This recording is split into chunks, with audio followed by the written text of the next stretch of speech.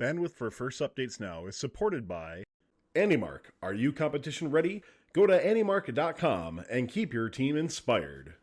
And by the Blue Alliance. Keep up to date on all live and archived First Robotics events and team stats at thebluealliance.com. First Updates Now is brought to you by viewers like you. Fun relies on the generous support of our fans in order to continue to keep creating content. Please consider donating, giving bits, or subscribing. Subscribe for a few bucks a month or for free through Twitch Prime. And don't forget that our subscribers get 5x chance to win on all giveaways.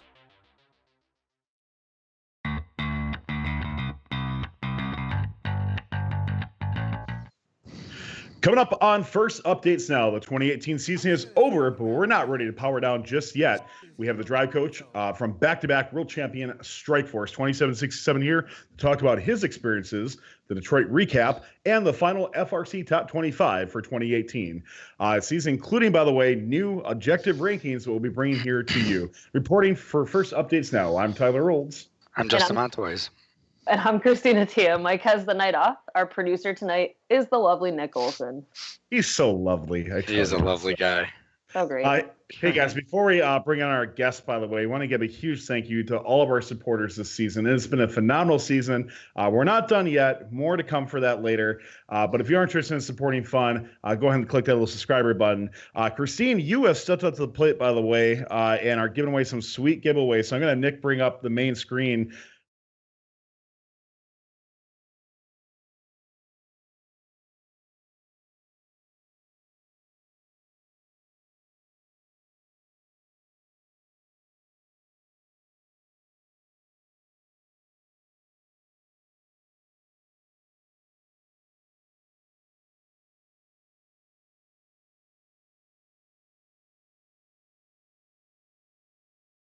Said if you're interested in winning that, make sure you either click the follow button right on top of the channel there, or you can subscribe. And subscribers do get 5 times luck to win because we appreciate you supporting First Updates Now. You can do so for free by linking your Prime account, either your or your parents' Prime account. It gets you a credit every month to do that, or it's just a few bucks a month. Don't forget, by the way, too, if you're watching offline, there are links in our YouTube description if you'd like to help support us so we can keep making awesome new shows. Christine, those are some sweet stickers right there. Absolutely, she says. So, what happened? She muted herself, I think. All right, cool. She muted herself. Oh, I did. I pulled a Justin. I said they're pretty easy. All right, so without further ado, let's bring on our guest for this evening. Cory Walters is a 2-time back-to-back world champion drive coach of Team 2767 Strikeforce. Welcome to the show, Cory. Hey, guys. Thanks for having me on tonight. Yeah. So, Cory, Detroit must have been a whirlwind for you guys. But before we jump into the season, let us know how you got involved in FRC and Strikeforce specifically. So I got involved with FRC in 2002. I was in middle school at the time, and my brother recently joined the high school team, 141 Wobot. My parents mentored, and being a middle schooler and parents mentoring, I got dragged along to all these FRC events. And then when I got into high school, I joined the team. I drove for them for 2006, 2007, and 2008. And then I went up to college, up to Northern Michigan University, where my junior and senior year, I helped start a rookie team up there called 3617 Cold Logic. During the 2012 season, we were down at the Niles District event, at which time we ironically teamed up with, or Strikeforce picked us, and won Niles at that time. And that was my first meeting of Strikeforce. A few years later, in summer of 2013, I got a job in Kalamazoo, where Strikeforce is from, and it was just a good fit. And then I've been the drive coach since 2014. So, Cory, being from Wisconsin, whenever I interact with somebody from Michigan, they always point to the mitten of where they're located in Michigan. So can you show us where that would be, please? All right. Kalamazoo. Yeah, it's like here. Rotate a little bit. It's like right down here. All right. So thank you for that geographical lesson there, Cory. You're welcome. You're welcome. It's good. All right. Let's dive. So wait, what was your first year then, Cory? What season? 2002. Okay. Wow. Man. All right. So I was like in middle school. I was just like a kid at the time, but I've seen a lot of FRC. Yeah. Well, let's talk a little bit about 2767 Strike Force. Last year was really a big breakout year for you guys, right? Of course, winning the World Championship, but just getting many, many blue banners. Prior to 2017, you had a blue banner in just 2016 and 2012. So definitely, I mean, getting over, 3 times as many blue banners as you had prior. And I think one of the key attributes of your robot that people really know you for is your sword drive, right? So talk to us about the awesome sword drive and how it's just evolved over the years. Because you took a break from sword drive in 2016, but you had it prior. So what made you bring it back, and how do you keep iterating on top of that? I think you had to take a break in 2016. There's no probably, way. Right? You saw that game and we're like, no, we're not doing it. Strike Force has been doing sword drive since 2012. The 2012 model was very crude and looked a lot like the AndyMark one that they had available at the time. And then since then, in 2013, we actually had a shifting swerve drive, a high and low gear. But if you have a swerve drive, the whole point was to not get in pushing matches in the first place and play more position and maneuverability. So we try to get away from having a shifting swerve drive. 2014 was the first year we did the patented dual wheel where you see the 2 wheels come down with the bevel gear in the middle. That's the first year we did that one. And from there we just iterated. We made it lighter, made it faster. We got rid of the sims and put on 775 Pros and played around with azimuths and gearboxes and how we can make it really tight so that the encoders on the azimuths were very accurate. Wow. So as Tower mentioned, 2017 was a huge breakout year for you guys. 6 blue banners, winning the St. Louis Championship, seeding first to division, Festival of Champs. So what else kind of came together to make that 2017 season so special? So we spent a lot of time shooting balls.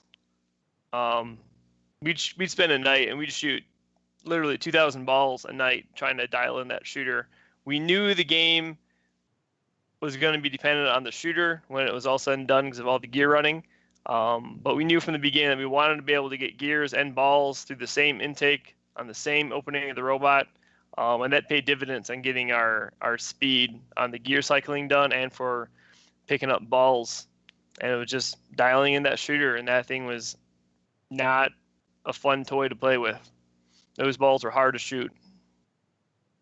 Yeah, I remember seeing that robot up close for the first time at IRI, and I was just like absolutely blown away by all the intricacies of it and how, engaged your students were with every little facet of that robot. So there's a lot of pressure after such an amazing season you guys had last season, and coming into championship this year and after the amazing season you had, the bar kept getting raised higher and higher.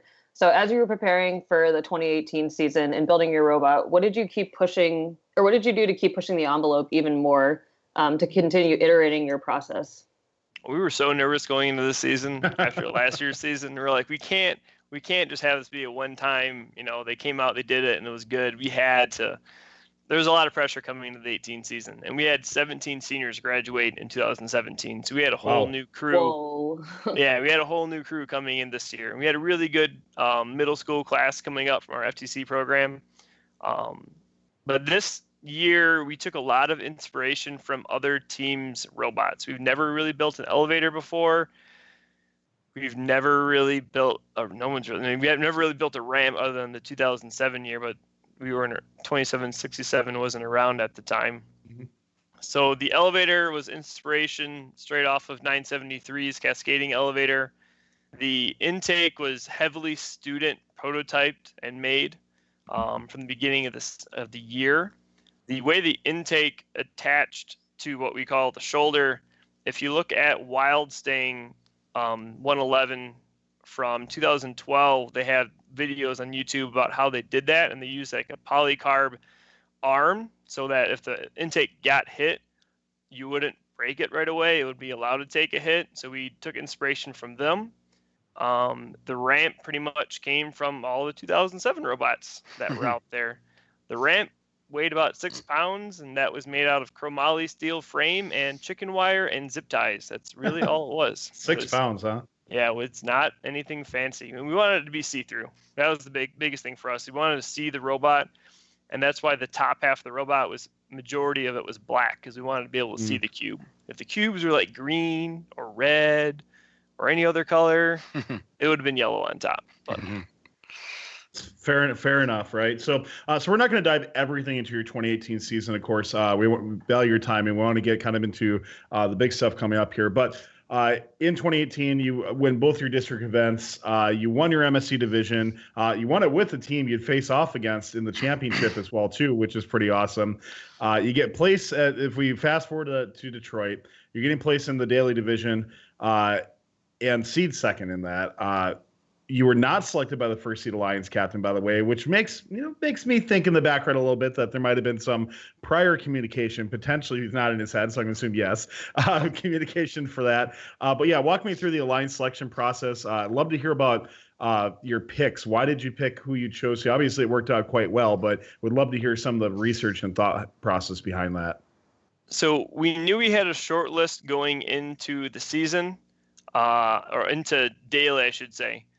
We really were looking for strong autons as far as the first pick. And about halfway through the day on Saturday, we started realizing teams were favoring certain sides. So we started dialing in our right side auton, knowing that we're looking at picking 27 at the time, or Team Dave, or someone who had a really strong auton on the left side while we dialed in our right side.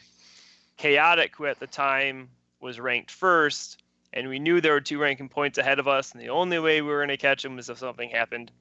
And they were running a double switch auton, which is very reliable, worked really well in quals and ranking them high, but we were worried that they didn't have a scale auton, which was what we were looking for as a complementary robot. So because of that, they came to us. We told them no. They went and they started talking to Team Dave.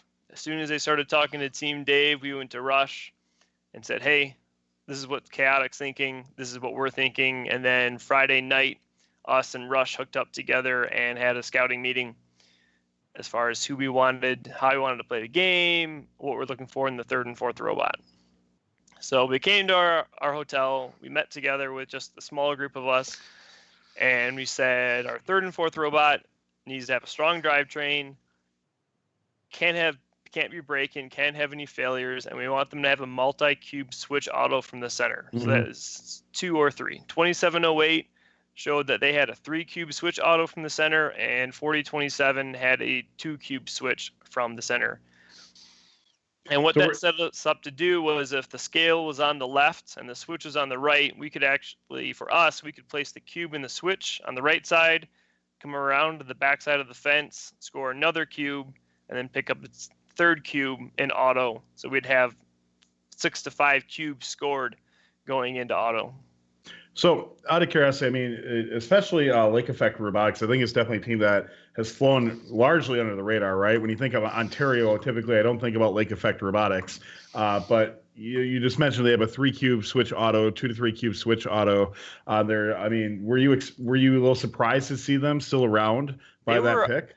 They were our number 1 3rd robot. Yeah. And there's a lot of weird picks that happened on Daly, and they came back down to us, and I was surprised because we still had, 1305 was in our division and 610 was in our division, and they both passed, and they were the Canadian teams, and they both passed on them.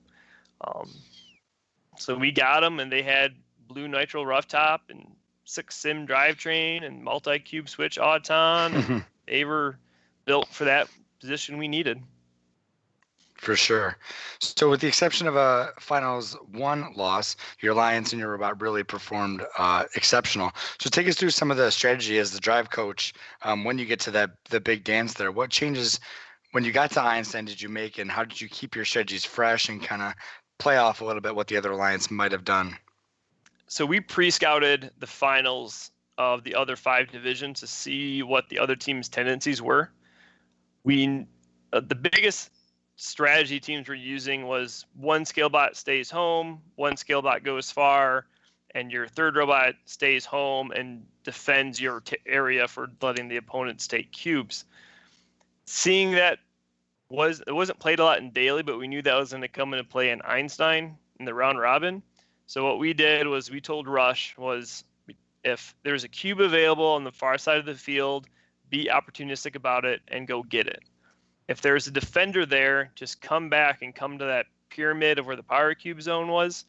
Come back and get cubes from there because you got to take the scale early. If you go on the other side of the field, they were just waiting for you, and they're going to beat you up. And that's what we did. We ran the same exact strategy as they were running, where we kept either 2708 or 4027 on our side of the field. And if an opponent decided to come on our side of the field, we made sure that they knew they're on our side of the field when they went back. And the other very important thing we did was we had to hit the levitate power up.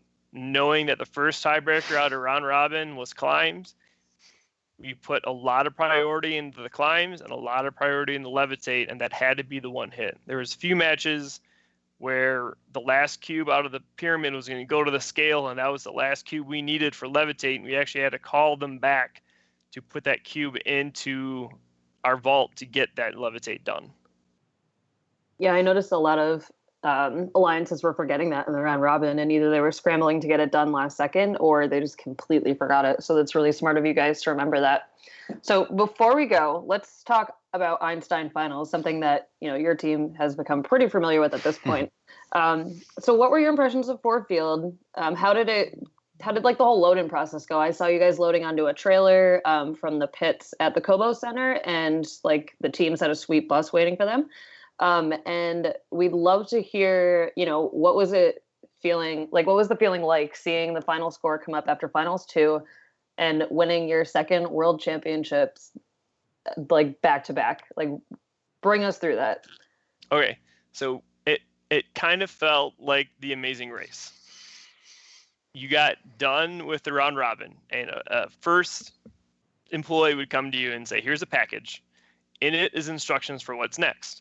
And then she explained to you what's in it. And we're like, okay.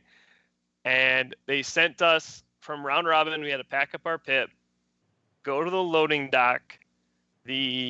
Everybody's pits had to be loaded into a moving truck with a loading lift gate. The robot and the robot cart, they had 8 Ford Transit vans. Mm-hmm. Each transit van was going to carry one robot cart, and one mentor from that team to ride along with that van to Ford Field. So I got to ride in the van with the robot, which felt like kind of like a VIP type deal.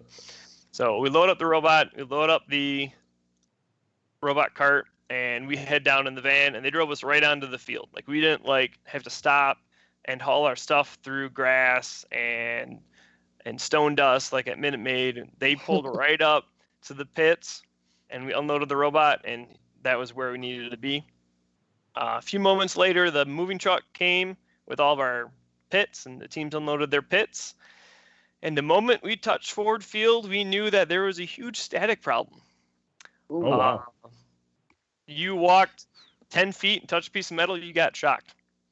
So we were and we had that issue at MSC up at Saginaw. They had the same type of issue with static going on. So immediately we started grounding everybody's robot carts with wires. We started making sure that you touch metal before you touch your robot, because static will kill a robot. So we were very conscious of that. That's very smart. Yeah.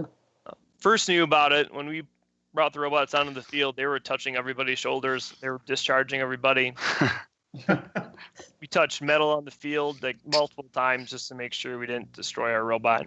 Wow. I don't know what the solution is in the future, but we were spraying static side all over our pits to keep that down. Mm-hmm. To the other point of Christine's question with finals 2, it was pretty emotional when the score was announced. If you look at the finals 2, when there's about, 15 seconds left, you see, I'm giving Kyle a big hug. Oh, yeah. Because I got a couple of pictures of that on our Facebook page, man. Go check it out. Yeah. We knew we had one. You can see the live score, and there's a point in the game where it's no return, and you see our robot sit for 40 seconds in finals 2, and unfortunately Comets had some electrical issues inside the robot, and they sat. And when it's 2-on-3, this game is nearly impossible to win 2-on-3, especially when you get to this level. And it was an unfortunate incident, but the scores came out, and I'd known Kyle since You know, she calls me like the punk kid when I was like the driver for 141. So when I was driving with 141, she was still drive coach for 27 at that time. So scores came out. I gave her a big hug because that's been a big dream of hers for a lot of years, being able to get here. Because most people know, like, Rush has never been on Einstein. Yeah, it's crazy, right? Yeah. So being with her and getting her through that, and it was Cody was the drive coach for Rush, and that's her youngest son was the drive coach, and he was graduating this year. So for them, for her, that was just a big like finale to what she's been putting in all these years. That's awesome. That's so cool, man. And what's cool about Rush is like they're one of the only teams to have the big four. It's like Chairman's, Woody Flowers, now Einstein, and then I believe like a Volunteer of the Year or something else massive mixed in there. So yeah, and they have an EI at Worlds too. Mm-hmm. Oh yeah, no big deal. It was right after they won Chairman. So amazing. So Cory, before we let you go, by the way, there were a few questions from chat, but I'm going to ask that we go. We're going to have to zip through them pretty quick here, but I do want to try to get to some of them on there. Yeah. So first question. Question was, what do you tell your drivers while a match is going on? The person says that their drive coach stays mostly quiet, but still gives the occasional important information. So I ended up running like the general position on our drive team. I was running back and forth between our defender and my guy. I tell my drivers move this fast and just place it. And Kyle told her guys, place it one cube at a time. I tell them to be smart. Just take this one match at a time. If you get ahead of yourself, thinking about the next match, you're going to not be focused on the match in front of you. Cory gets quite a workout behind that driver's station running back and forth. Yeah, no kidding, right? All right, next question on here. For your drivers, how much time do you spend on driver practice? Can you kind of run through during competition season? How often are your drivers practicing? They're practicing every time they can. Anytime we can get our hands on that robot, they're practicing. We'll come in on Sundays. We'll come in on Saturdays. We'll drive during the week. We have our own field access at our shop. So anytime that my operator and my driver have time to meet up to drive, we're meeting up and we're driving. And I don't do a lot of talking for them. I let them do the communication themselves, and that gives me the opportunity to go and run the alliance. So the two of them have to just work together and do what they need to do. All right, combined question here. One being, can you explain a little bit more how the shifting swerve drive works? And then do you feel that your swerve drive is more of a benefit last year in 2017 or this season, 2018? It's always a benefit to drive sideways. As far as the shifting gearbox goes, there's a dog gear that there's a pulley on top and a pulley on bottom. And there's a dog gear that was ran by a servo that went up and down to run either the high gear or the low gear. Like I said, I started in 2014, so I wasn't there in 2013 to know exactly how it worked. I've seen it, and we still have it. But it was simply a dog gear that shifted high and low. Last year, the swerve drive helped to get around the open field. This year, it helped a lot for playing defense and still getting around the tight spots. It helped us get narrow when we needed to be narrow, and help us be a wide robot when we needed to hold the pinch point. Absolutely. And one of the things that we'll mention too is we're going to be showing a video just a little bit from another team who attributes their swerve drive to Strike Forces. So there will be a close-up of that in the video, so you can see a little bit more about kind of how that drive gearbox looks like. I'm forgetting the name I want to say, but we'll be showing a video in just a few minutes that will kind of display that a little bit more. Last question. Any general advice for teams that are struggling to get event wins, but they believe have a good team and good robots? You got to build within your limits. It's said all the time. You got to find out what you're good at, what you're capable of doing. Get that robot built as fast as you can, break it, rerun it, fix it, inspire from others, and just keep pounding away at what you're good at. Don't reach beyond your limits. And there he is. Cory, thank you very much for coming on to share your experiences with everyone. A huge congratulations to you and 2767 Strike Force, another amazing championship win. Big final question that I think we're all asking, and maybe our producer Nick can chime in too, but when are we going to expect to face off against the Houston Championships? And what do we have to do to make it happen in IRI or something like that? Well, you already fired some shots just a little bit ago. We got that. Don't worry. Strikeforce is not going to be going to IRI this year. Oh, sad. That's a bummer. Yeah. There's a bummer, man. I know. There's too many conflicts within the team right now, and we are not going to be able to attend.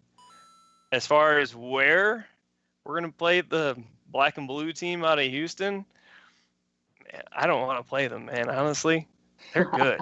Nobody beat the Poofs all year, and you expect us to get in there? It's like, nah, we'll raise a white flag, or we'll stack cubes on top of each other for fun, or we'll just spin in circles like 148 did. That's what we'll do.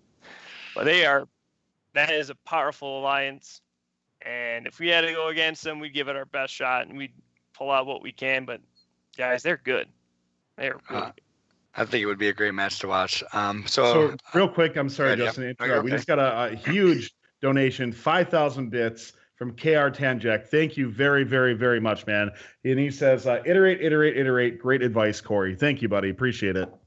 Thank you, Tyler. Yeah, and as we let you go, Cory, again, congrats, and thanks for coming on the show. We'll take a look at one of our Behind the Bumpers videos from the Detroit Championship from Team 1720 Fixed Gears, where they talk about how their swerve drive was inspired from the very same Strikeforce. Hello, this is Mike. We're live from the 2018 Detroit First Championship event. We're here with 1720, the Fixed Gears, coming off their finalist appearance at the Indiana State Championship. We're here with Garrett, Ethan, John, and Andrew. So we're going to talk about lots of cool things from the robots. So, John, why don't you start us off a little bit with your swerve model? Just kind of walk us through how this works on your robot and all about it. Okay. So this is a swerve drive design inspired by 2767 Strikeforce. We've got a bag motor going into a versaplanetary gearbox that is driving the turning, and then we've got a sim motor going into the main wheels for driving. We're using the Coulsons, so there's a lot of traction, and we're really liking the design. And we just see like how important, how beneficial a swerve drive is this year in this game, so that's awesome. Andrew, let's move on to you, and let's talk about kind of your ramp system that you have on your robot. Okay, so we have a rather simple ramp design. It's a ramp that's held up by 2 servos up here, and we have a alliance partner get up behind the switch and then drop the ramp, and the robot just drives straight up and then gets latched into place by these 2 polycarb plates, and this kind of locks the robot in place. So once they get past there, we've never had a robot fall off.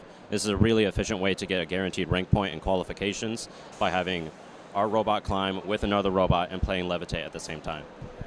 Man, those ranking points are so huge in this game. So, Ethan, we'll move on to, let's talk about some of the integration that you have on your robot. So, as with most teams, they have a encoder on our lift stage. However, we also made it really easy for the operator to operate the robot with our automated intake sequence and also set points, as well as automate one trigger ejection for the cube when placing it onto a switch or scale. And then, Garrett, we're going to finish off with you. So, obviously, being in a district model, you just get tons of chances to play. So, you can kind of walk us through the iteration process and what you've done to iterate your robot this year. So, one of our biggest iterations was at the end of our ramps. We used to have some flaps that would fold up to help hold robots on. However, teams never actually used those. So, we took those off and got some weight back. And we're able to add another 775 motor to our lift, which essentially doubled the speed from about 2 seconds from bottom to top to about 1 second. Awesome, cool. And then we're going to finish up here talking about these very cool inventions that we've been giving away all year, thanks to 1720 The Fixed Gears, called the Bat Hawk. John, walk us through what the Bat Hawk is and how it's used in robotics teams this year. Yep. So we had this idea about a year and a half ago. We wanted to provide an easy way for teams to glance at their batteries and see the status of all of them. So instead of using a battery beak on just one battery, you can have these on all your batteries. So whether it's on your cart or whether it's just in your pits, you can quickly glance at all your batteries, see instantly the status of them, and I think it's a thing that a lot of teams are really liking. So they are available on AndyMark. Yeah, so these have been very popular this year. We have been love giving them away. We've heard amazing reviews from all teams this year. So make sure to get your order in early. And guys, thank you so much for taking time out of your day to talk to us. Good luck the rest of the way here in Detroit. Yep. So that was a great video with Mike from behind the microphone, speaking with, the amazing fixed gears. And speaking of which, we have Mike on the line to talk a bit about his championship experience. So let's go. Thanks for making it, Mike. Yeah, thanks for having me on the show. Big fan. It's actually weird watching the show on Twitch rather than being behind with you guys. But just the reason why I'm not on the show is I just have a really busy week this week. I'm in my last semester of grad school, and I have a 5-hour interview tomorrow for a teaching position, and then a 30-minute final cumulative presentation on Thursday. So I guess that's a decent reason for not being on the show tonight. I thought it was just to actually be able to win one of our giveaways. So that too, actually. Yeah. Thanks for reminding me. I'm gonna have to get back in it. By the way, Mike, that's gonna be amazing if that happens. Oh, please! I hope it does. That'd be great. So yeah, Detroit was awesome. It's just so great seeing all these robot friends that we have from literally all over the world, and just great. I just wish we could all hang out more than once a year. But it was great seeing the fun crew and doing tons of interviews with Tyler. It was really great. Dude, really we did like 24 videos or something. Cranked like them. It was I'm really excited of even some of the non-robot stuff that we did as well. Like we interviewed Coco Ed, so that should be coming out in a little bit, and we interviewed somebody else too, right? Oh, we interviewed some FTC teams, in the field, and that was so much fun. It was great. So do you think that the new location, the new venue, the new layout kind of helped with that, where you guys were able to really do a ton of coverage, like in the pit, on the fields, FTC, like? So I guess those are two separate questions for me. So for the fact of like interviews and seeing FTC and stuff like that, I think it was nice. Like FTC was literally like right next to FRC, the pit's like right there. We just hopped in there quick and visited a couple of them and did some interviews. But as far as the FRC like layout, so I think as far as a new location goes, I think it went really smooth. We talked to Fiona, I think, and somebody else too, and just saying like for a new place, like it seemed to be going off pretty smooth, at least from like the viewer kind of thing. And I don't know, teams may have different opinions of that, but so I think as far as Detroit goes, I think it went pretty smoothly. That being said, I'm not a huge fan of Detroit and the way it's laid out. While it's really interesting to see the 6 fields in a row, for somebody like myself and Tyler who are trying to get to see a lot of matches, it's really hard to commute from one end to the other. We should have got one of those scooters somebody had. We should have. No, but that probably wouldn't have helped, because unless you went out in the long way, like crossing fields and flow of traffic, it was really hard, and trying to get across and stuff like that, versus where the dome is, you could really just hang out, and just bounce back and forth. So, and then I was not a big fan of the commute to Ford Field. It really wasn't that long. Tyler and I walked it. It was Tyler, like 20 minutes or something. So yeah, I didn't think it was that bad, but no, it wasn't. No, the commute's not bad. 20 minutes by walk, and then you could have taken the people mover. Yeah, a little quicker. But I'm not a fan of the transition. It's like you have these 15 great round robin matches, and then just like this huge in between time, you got to get everybody over there, and then you're not going to be over there just for an hour. They're going to make it worth more than an hour. So it really is. It's different when you're in person, and that's kind of what I think maybe I said on last week watching Houston. When you're at home by yourself watching, it drags and drags and drags. But when you're there with people and you're talking, it's not as bad. But I'm not a huge fan. Like I wish, it was more everything was in the dome, or maybe all of round robin was in the dome or something like that. But yeah, that's kind of other thoughts I had on Detroit. And I was watching, this is something different, but I was watching Vex today, and that was awesome as well. And I try to get out there next year, I think. But as far as Detroit goes, overall, I give it like a 7 or 8, I think, out of 10. That's not too bad for first. That's pretty good. Yeah, definitely not too bad. But it's tough when I just wish we could spend more time with our friends that are there. But it is what it is. All right, thanks, Mike. Thanks, Mike, for calling in. Yeah, guys. And I was gonna give it just a brief. If everybody just wants to take like a quick minute, and I know we got to be quick because we got a lot to cover still with the Detroit recap and the top 25. But Christine, do you want to just give a overall just experience of Detroit? Yeah, definitely. So I've been to everything but Houston, champs wise. I went to Atlanta. I went to in the time way back in the day and sucked. And I was in St. Louis, and I went to Disney when I was way younger, and I mean, nothing will ever beat Disney, but I was really, really, really happy with Detroit overall. The city itself was super welcoming. I mean, the state of Michigan is super pumped about FIRST, so it was awesome to see them really go all out for the teams that were there. The amount of restaurants that were within walking distance of like the arena and our hotel was great. And then the venue itself, it was really different. It was super disorienting, like walking into champs this year. Right? I don't even know where to go right now. Like, where is everything? Even like going to Houston and going to Detroit, it felt very odd and different. Yeah, so that was weird, but after a while, it was nice. Like the distance between the pits and the stands was really nice. The students on my team got to hop down into the pits pretty easily. As a chaperone or mentor, I was able to go and check on the kids in the pit and hang out with the kids in the stands.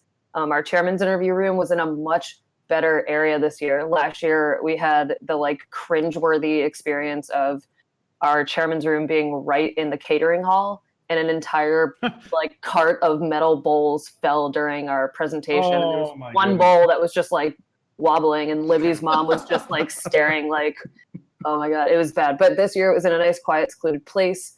Ford Field I thought was fantastic. I was, up in the VIP area, and even though I was far away, I still could see everything.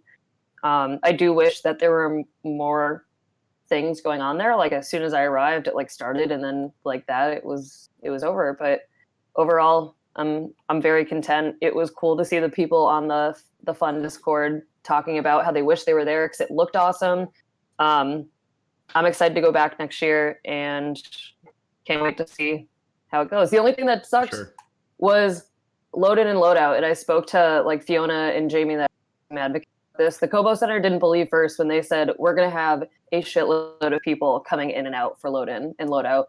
Our team and the team that we brought all the stuff with said screw it, and we took all of our stuff and walked it a block and a half away and loaded ourselves curbside because it was a 3-hour wait for people.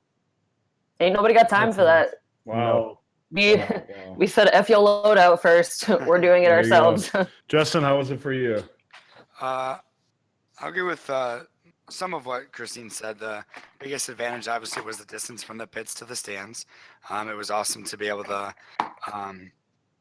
quickly go from your pit to any field to watch any match you wanted to, and within a very reasonable time frame. So that was nice. I'm not a person who stays in the stands too often, so I can imagine that in the bleacher type seating, people that scouters especially who are there all the time, the seating had to have been brutal if you didn't have any sort of back support. So that was a bummer. I just obviously I've made my opinions on the 2 championships thing pretty clear, so that of course sucked. But aside from that, it wasn't too bad. The 6 fields kind of all lined up was actually visually kind of cool. And then the Ford Field thing, I actually didn't mind it too much, except for the fact that it was only 2 matches. And I know the logistics of moving more than just 2 alliances to Ford Field would have been a nightmare. But having the entire round robin in Ford Field, I think I would have felt like as a customer, I got a little bit more for my money's worth there.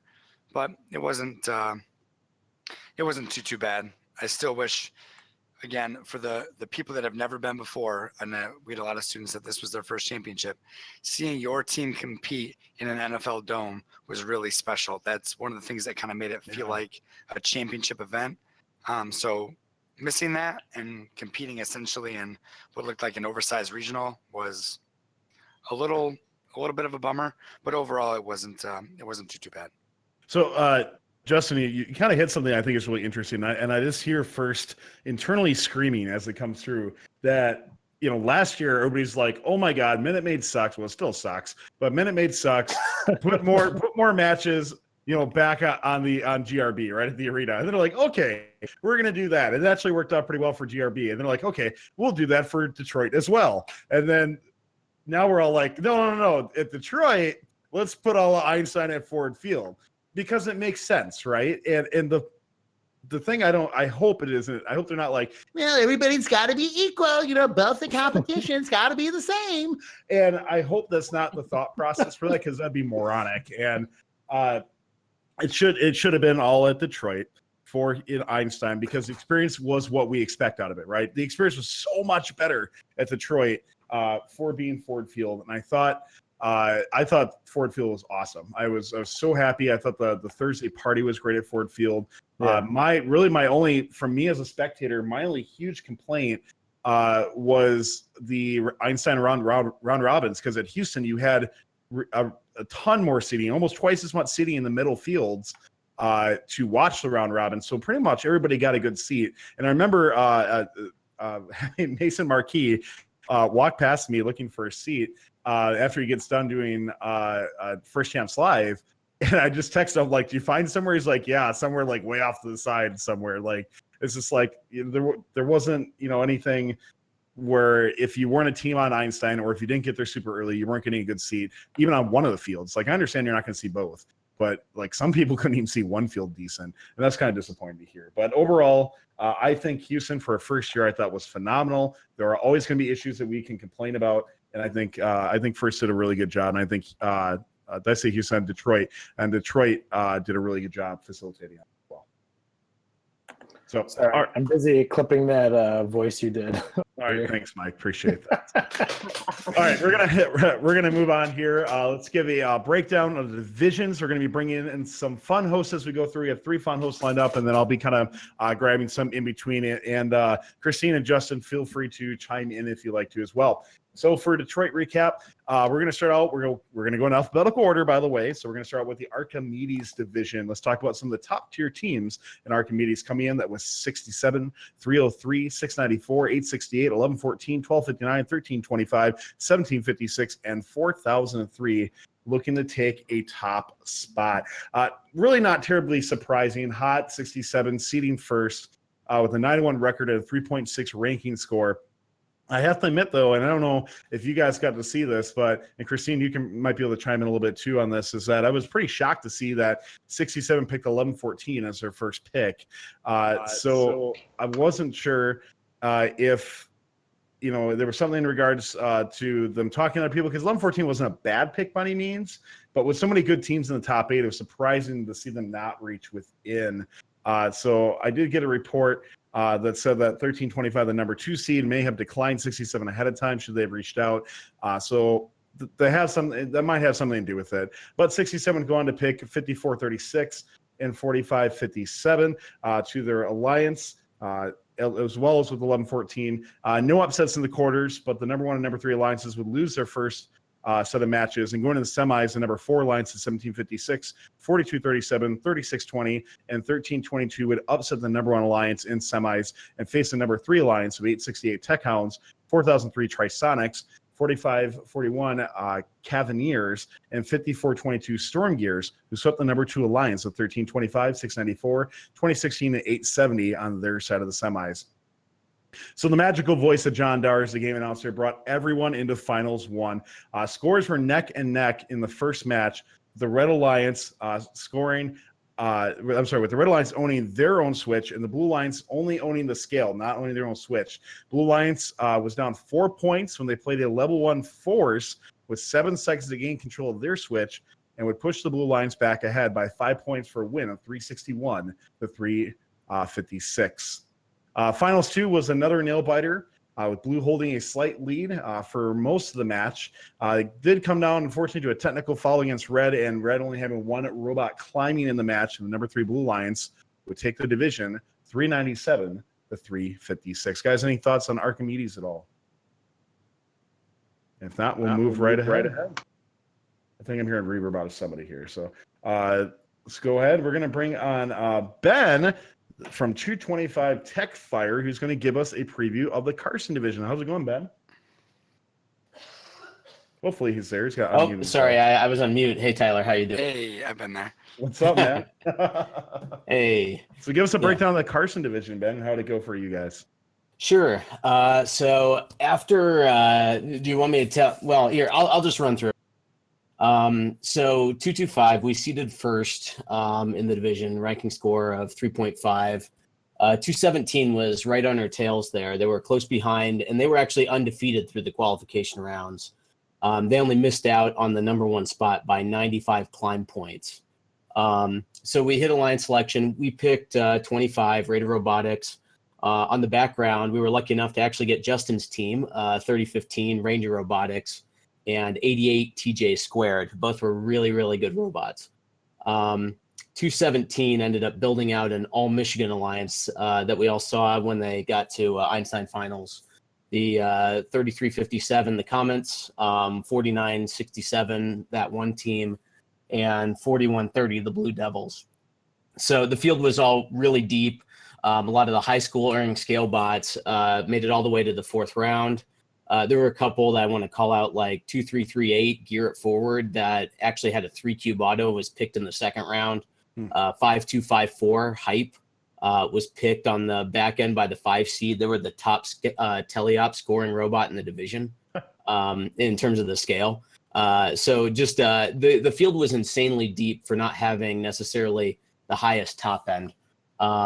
So the power disparity between all these alliances was really tight. So it really could have gone any which way. So our alliance and Alliance 3 really pretty much breezed through the quarterfinals. There were some tough matches, obviously, but the score disparity was pretty significant. Alliances 2 and 5 had a little bit more of a stumble, with Alliance 2 taking 3 matches to move on, and Alliance 5 only won their third match by 2 points. It was really, really close. Now, one of the reasons I wanted to come on tonight, I wanted to talk a little bit about the red card that occurred during the semifinals. Sure. And outline what happened there, because I've probably had like 10 people ask me about this. So figure it'd be good to lay out the actions that occurred to indicate said red card. During semifinal match 1, 25 had a broken encoder that caused them to drive across the field, and they tapped 1640 during autonomous mode. So they got a warning for that, and they reprogrammed their auto to only go forward 1.5 seconds, but they forgot to do it for the RRR configuration, which had a 25% chance of happening. It happened in that match. They crossed the field again and tapped 1640 again during autonomous during the second semifinal match, which generated a yellow card for the Alliance. Several seconds later, 25 was driving to the portal to get a power cube. 1640 moved over to play defense on them. 25 had to turn around because if they move forward with their gripper, they run into another robot. So they turned around to push them out of the way. They rolled up over 1640's bumper, hit their swerve module, caused damaging contact, and generated a second yellow card, which ultimately caused a red card for the match. So the Alliance was a little skittish, obviously, going into the next round. Fortunately, we weren't able to pull it out and ended up losing by 1 vault cube. And congrats to the Alliance of 71, 1640, 5254, and 422 advanced to the finals from there. So on the blue side of the bracket, there was the 217 and 3357 Alliance. They made quick work of the number 3 Alliance. They rolled it quickly to get the cubes off the clotheslines, and 2 cubes of an autonomous available on both sides. The Comets were able to make very dense layers up there, help them keep their stack low while maintaining consistent ownership. Going to the finals, 5254 missed their auto in finals 1, which gave 217 and 3357 a 2-cube lead after auto. Then quickly drained the clothesline on both sides, building up a huge cube lead that the number 5 Alliance was unable to overcome. And in finals 2, Alliance 2 again did 2 cubes in auto against 1 by Alliance 5, and number 2 Alliance was faster getting the cubes off the floor, which ultimately made it so they won the match. And congrats to 217, 3357, 4967, and 4130 for winning Carson, and ultimately getting the Einstein finals. You know, I wasn't sure that necessarily it was going to come out of our, but I think that alliance did a great job, and they did a great job being consistent throughout the rest of the round robin. I don't know, Justin, you got anything else to throw in there?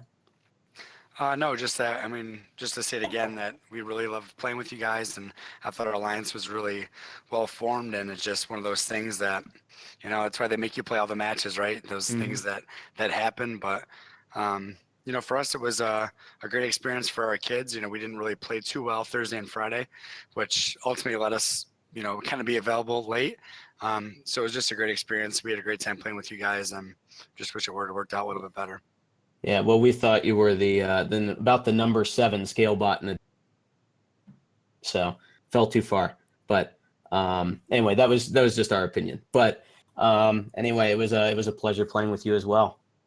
All right, Ben, thanks for calling in, and thanks for giving your input. We do appreciate it. And thanks for not thanks, but congratulations on a great season nonetheless. Yeah, thanks, Tyler. Really appreciate it. Thanks, Ben. All right, we're going to move on here to the Curie division. Lino actually did this right up here, but he was unable to make it kind of last second due to a conflict. So I'm gonna read off a little bit of his notes, and then Curie's actually, my old team, Wave Robotics, was competing in Curie finals, so I caught most of Curie, so I'll talk a little bit about it. But Curie Field Detroit Championship, some awesome matches. I know a lot of people looked at Curie as kind of the weakest division out there, but they had a lot of depth to it as well. I think there wasn't a big surprise that 195 would end up in the finalist alliance, or in the finals essentially. But packed with very, very good teams. Of course, 3707 with their dirty swerve, whatever that means. The Brian Tetno Dogs able to get the number 1 seed. They took it with a 10-0 record. 3.5 average ranking score, undefeated going through, just looked lights out into the elimination bracket. So they ended up picking up 195 Cyber Knights, who were ranked second. And that team would also pick up 333, the Megalodons, and then their third pick being 70 more Martians. So looking at the division overall, there's, as I mentioned, a lot of depth in there. However, not too much on the matches going to 3. It was kind of interesting, and really not too much on the upsets. 1, 2, 3, and 4 all win. Actually, there was no upsets until through the entire bracket. So you had 1 versus 2 going in the finals. So the second alliance being captained by team number 3538, the Robo Jackets out of Auburn Hills, Michigan. They're going with Harrison Boiler Robotics, picked up 2826 Wave Robotics as their third pick, and 4607 CIS out of Minnesota. The number 2 alliance actually winning the first finals match, and they won it pretty handily as well. It looked like they had a really good strategy against the number 1 alliance. However, number 1 alliance rebounding, able to adjust their strategy and able to hit their autonomous a little bit more, I believe at least in finals 2, to take the second match and then coming back and winning the third one. 195 and 3707 just looked amazing, and 333 was a great pickup for them on the way around. I don't believe that 70 played in any matches off the top of my head, but I mean 195. I mean, they I think where a lot of attention was. It was really cool to see 3707. Once again, a team where you're in Michigan, you're buried with some of the other Michigan teams. If you're in Michigan, you know who they are, but I had no clue who they were, and to see them play was absolutely phenomenal.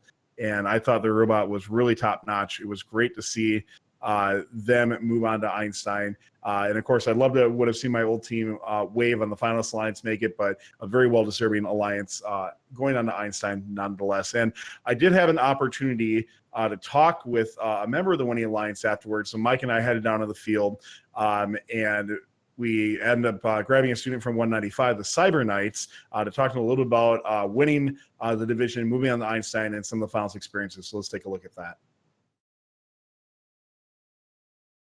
Here with Matt for 195 Cyber Knights. These guys just taking a division win here on Curie. Matt, you guys, hard-fought battle in the finals, going to 3 matches. You lost the first one, win the second, win the third. Just tell me about some of the emotions and feelings going through you right now. I hope That's a good way to put it right there. I hope you don't mind if I'm at a loss for words. That's the best way to say it, because I gotta tell you, just the shock of the first match is one thing, but just it wasn't fear, but it's hope, you know. So you got to reset. So after the first finals match, your team's got to reset a little bit. You guys have some great alliance partners. How do you reset? How do you re-strategize and get ready for that next match? I think it's just a matter of addressing what we've done so far, taking the good things that we've done, making sure we strengthen those, eliminating what faults may have happened. Overall, just increasing those pros, decreasing those cons, and overall just making sure we keep everything together within our own team and with our alliance. Absolutely. Well, congratulations. A big blue banner for you guys. You guys are going to Einstein. Best of luck to you there on Einstein Field. Absolutely. Thank you.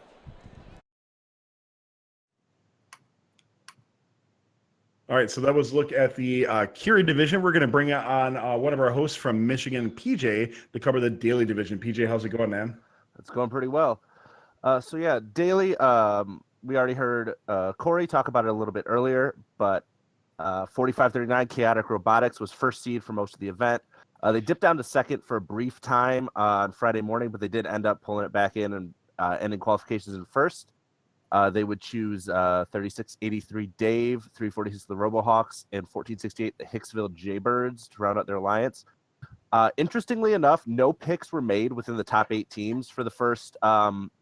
None of the captains chose any of the other potential captains, which I thought was really interesting because it's very rare that you see that happen, especially at the Worlds level. And then in quarterfinals, it would get exciting. We had 3 upsets in the quarterfinal series, 5 beating the 4th seed alliance, 6 beating the 3rd seed alliance, and number 8 actually pulling out the win against the number 1 seeded alliance. The 5th seed alliance would advance to the finals against the 2nd seeded alliance. Even though the 5th seed would win the first match, the 2nd seed would win the division. We've already heard quite a bit about the 2nd seed from Daly, the All 27 Everything Alliance, from Captain 2767 Strike Force, Team 27 Rush, Team 2708 Lake Effect Robotics, and Team 4027 Center County 4H Robotics. So that alliance we've already talked about a lot. We know 4539 did approach 2767, sort of ask if they wanted to play together, and 2767 politely declined, as Cory mentioned earlier. Interesting thing that happened to that alliance, 2708 actually broke in the first match of finals, and they wouldn't play again except for the first match of the Einstein round robin, where if you watch, they weren't quite playing at full strength. They struggled a lot. They didn't pick up a lot of cubes. They weren't driving quite as well as they did in the early matches. So I don't know what happened. I tried to reach out to a couple people, but I've heard it was a drivetrain issue. Don't know if it was electrical or mechanical, but 4027 stepped in, and they were a fantastic in filling in as that 4th backup robot. They heavily contributed to that alliance's win on Einstein, and then, like I said, Cory already talked about some of their thought process and all that. But so Daly was a very interesting division. Like I said, a lot of upsets going on, but as was expected, 2767 did manage to come out with the win, which was what a lot of people predicted going in. So, is that what you predicted going in, PJ? I did. I did not think they were going to be with 27. Actually, when I heard that they were, when I found out, because I was talking to 4539 actually at the end of Friday, I was talking to their drive coach, and he mentioned that they'd already talked to 2767 and knew they were declining. I actually thought 2767 was declining in favor of 4362. The Gems was who I thought their pick was going to be. So I was actually a bit surprised when they went with 27. But after hearing Cory talk about it and what their logic was, I can definitely understand why they prioritized Auton the way they did after watching a lot of the matches. So, but I did think 2767 was going to win the division. I just didn't know with who, and it turns out it was Rush. Absolutely. Yeah. I mean, great teams there. Yeah, for sure. All right, PJ, thanks for calling in and giving us the breakdown on the Daly division. Appreciate it, man. Yeah, no problem. So we're going to move right on into our next division, which is going to be the Darwin division. We're going to bring on Dan, one of our hosts from the U.S. North and Canada North shows. How's it going, Dan? It's going pretty well. So we're just going to go right into this? Let's do it. All right, so the Darwin division, it was a lot of fun to watch, mainly because there really wasn't any one dominating team, but it was full of mid-tier robots that you just didn't know what was going to happen. It was a perfect environment for a lower-seeded alliance to succeed, and that's exactly what happened. It wasn't even very shocking. Right out of alliance selection, I think those who did their homework was looking at that 6th seed and thinking they were the scary team to beat. Going back to Alliance selection, just to clarify, 5406 looked like they were first seed at the end of the day, but it turns out due to a glitch in the scoring system, 56 was actually the first seed due to they didn't get the points that they deserved in their last match. Didn't really have too much of an effect. In my opinion, 5406 was the best robot in the division, but unfortunately having to go up against that 6th seed in semifinals was rough. Something that did also surprise me was 5406 going for 2481 instead of 125. I love 2481 to death. They're Team Illinois for me, but I think 125 played the scale game just a little bit better when there were more cubes on each side. Either way, I think it was really cool to see the Illinois Dream Team together again with 2481 and 2451. But yeah, just moving on to the finals, 56 and 4028 were very good robots, but with 3 just incredibly strong scale robots of 494, 865, and 4917. Like 4917 was the 3rd robot, and they were finalists in Ontario. Like, how does that happen? Anyway, so the 6th seed managed to pull a huge upset. Kind of, I mean, do you really want to call it an upset when they were like one of the best teams, one of the best alliances to beat? Statistically an upset, right? Yeah, statistically an upset. But either way, one thing I did notice though is that 3-scale alliances did not do too well on Einstein. Both at Turing, at Houston, and Darwin and Detroit, they had 3-scale alliances that dominated their division and won it out, but they couldn't keep up the momentum for Einstein. It was just something I've noticed and don't know exactly why that is. Could be a little bit on the strategy there. It's interesting point to point out there, Dan. Yeah, for sure. I don't know. It was just, I feel like it was a very, very, it was just very fun to watch. There wasn't a 195, there wasn't a 2767 in the division that you just saw and knew they were just going to take it all. So it was just a very fun time overall to see. It was also a lot of fun a lot of good Illinois teams there. We got 2194, 111, 1625. Neither of those last two actually got picked, which was a little bit surprising. But yeah, I think that's about it. All right, Dan, thanks for calling in and give us a breakdown there on the Darwin division. Appreciate it. Yep.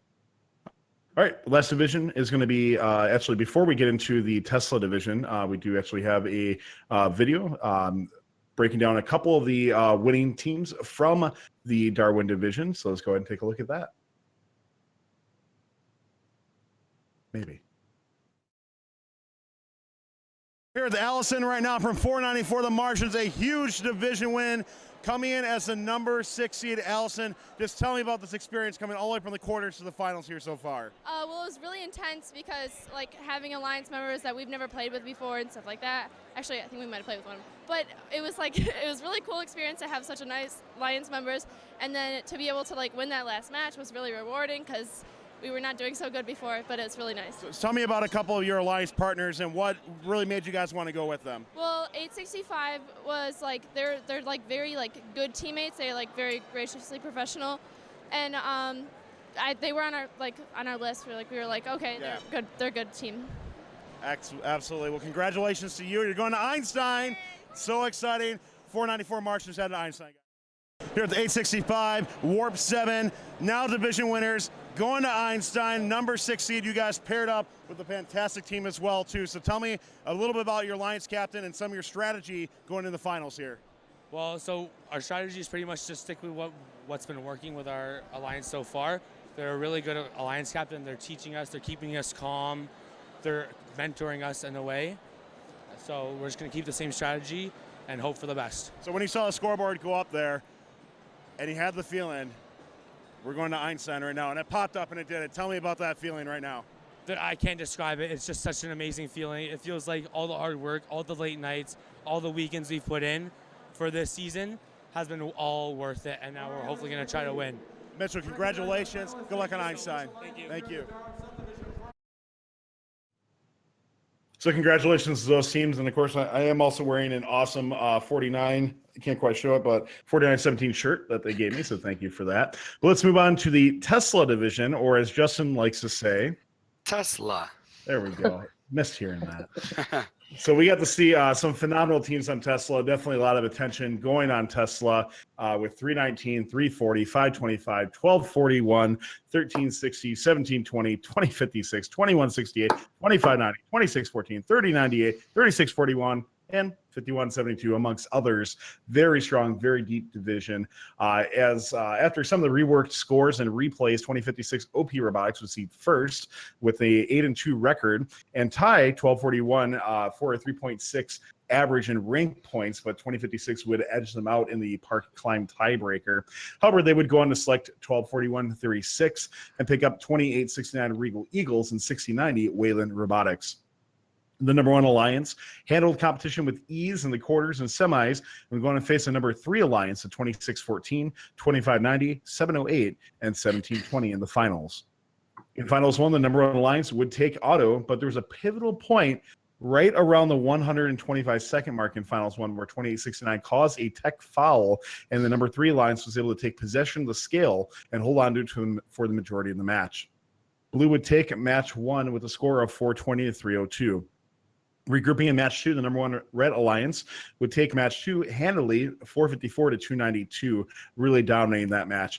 Finals 3, though, let's talk about that. It was a great match with the red alliance in auto taking 2 cubes to 1. OP pushing a cube a little bit too hard in their auto, but still to get 2 to 1 in the auto scale battle. Early on, it looked like red was going to run away, but the turnaround, as we just saw a little bit ago, was about 105 seconds.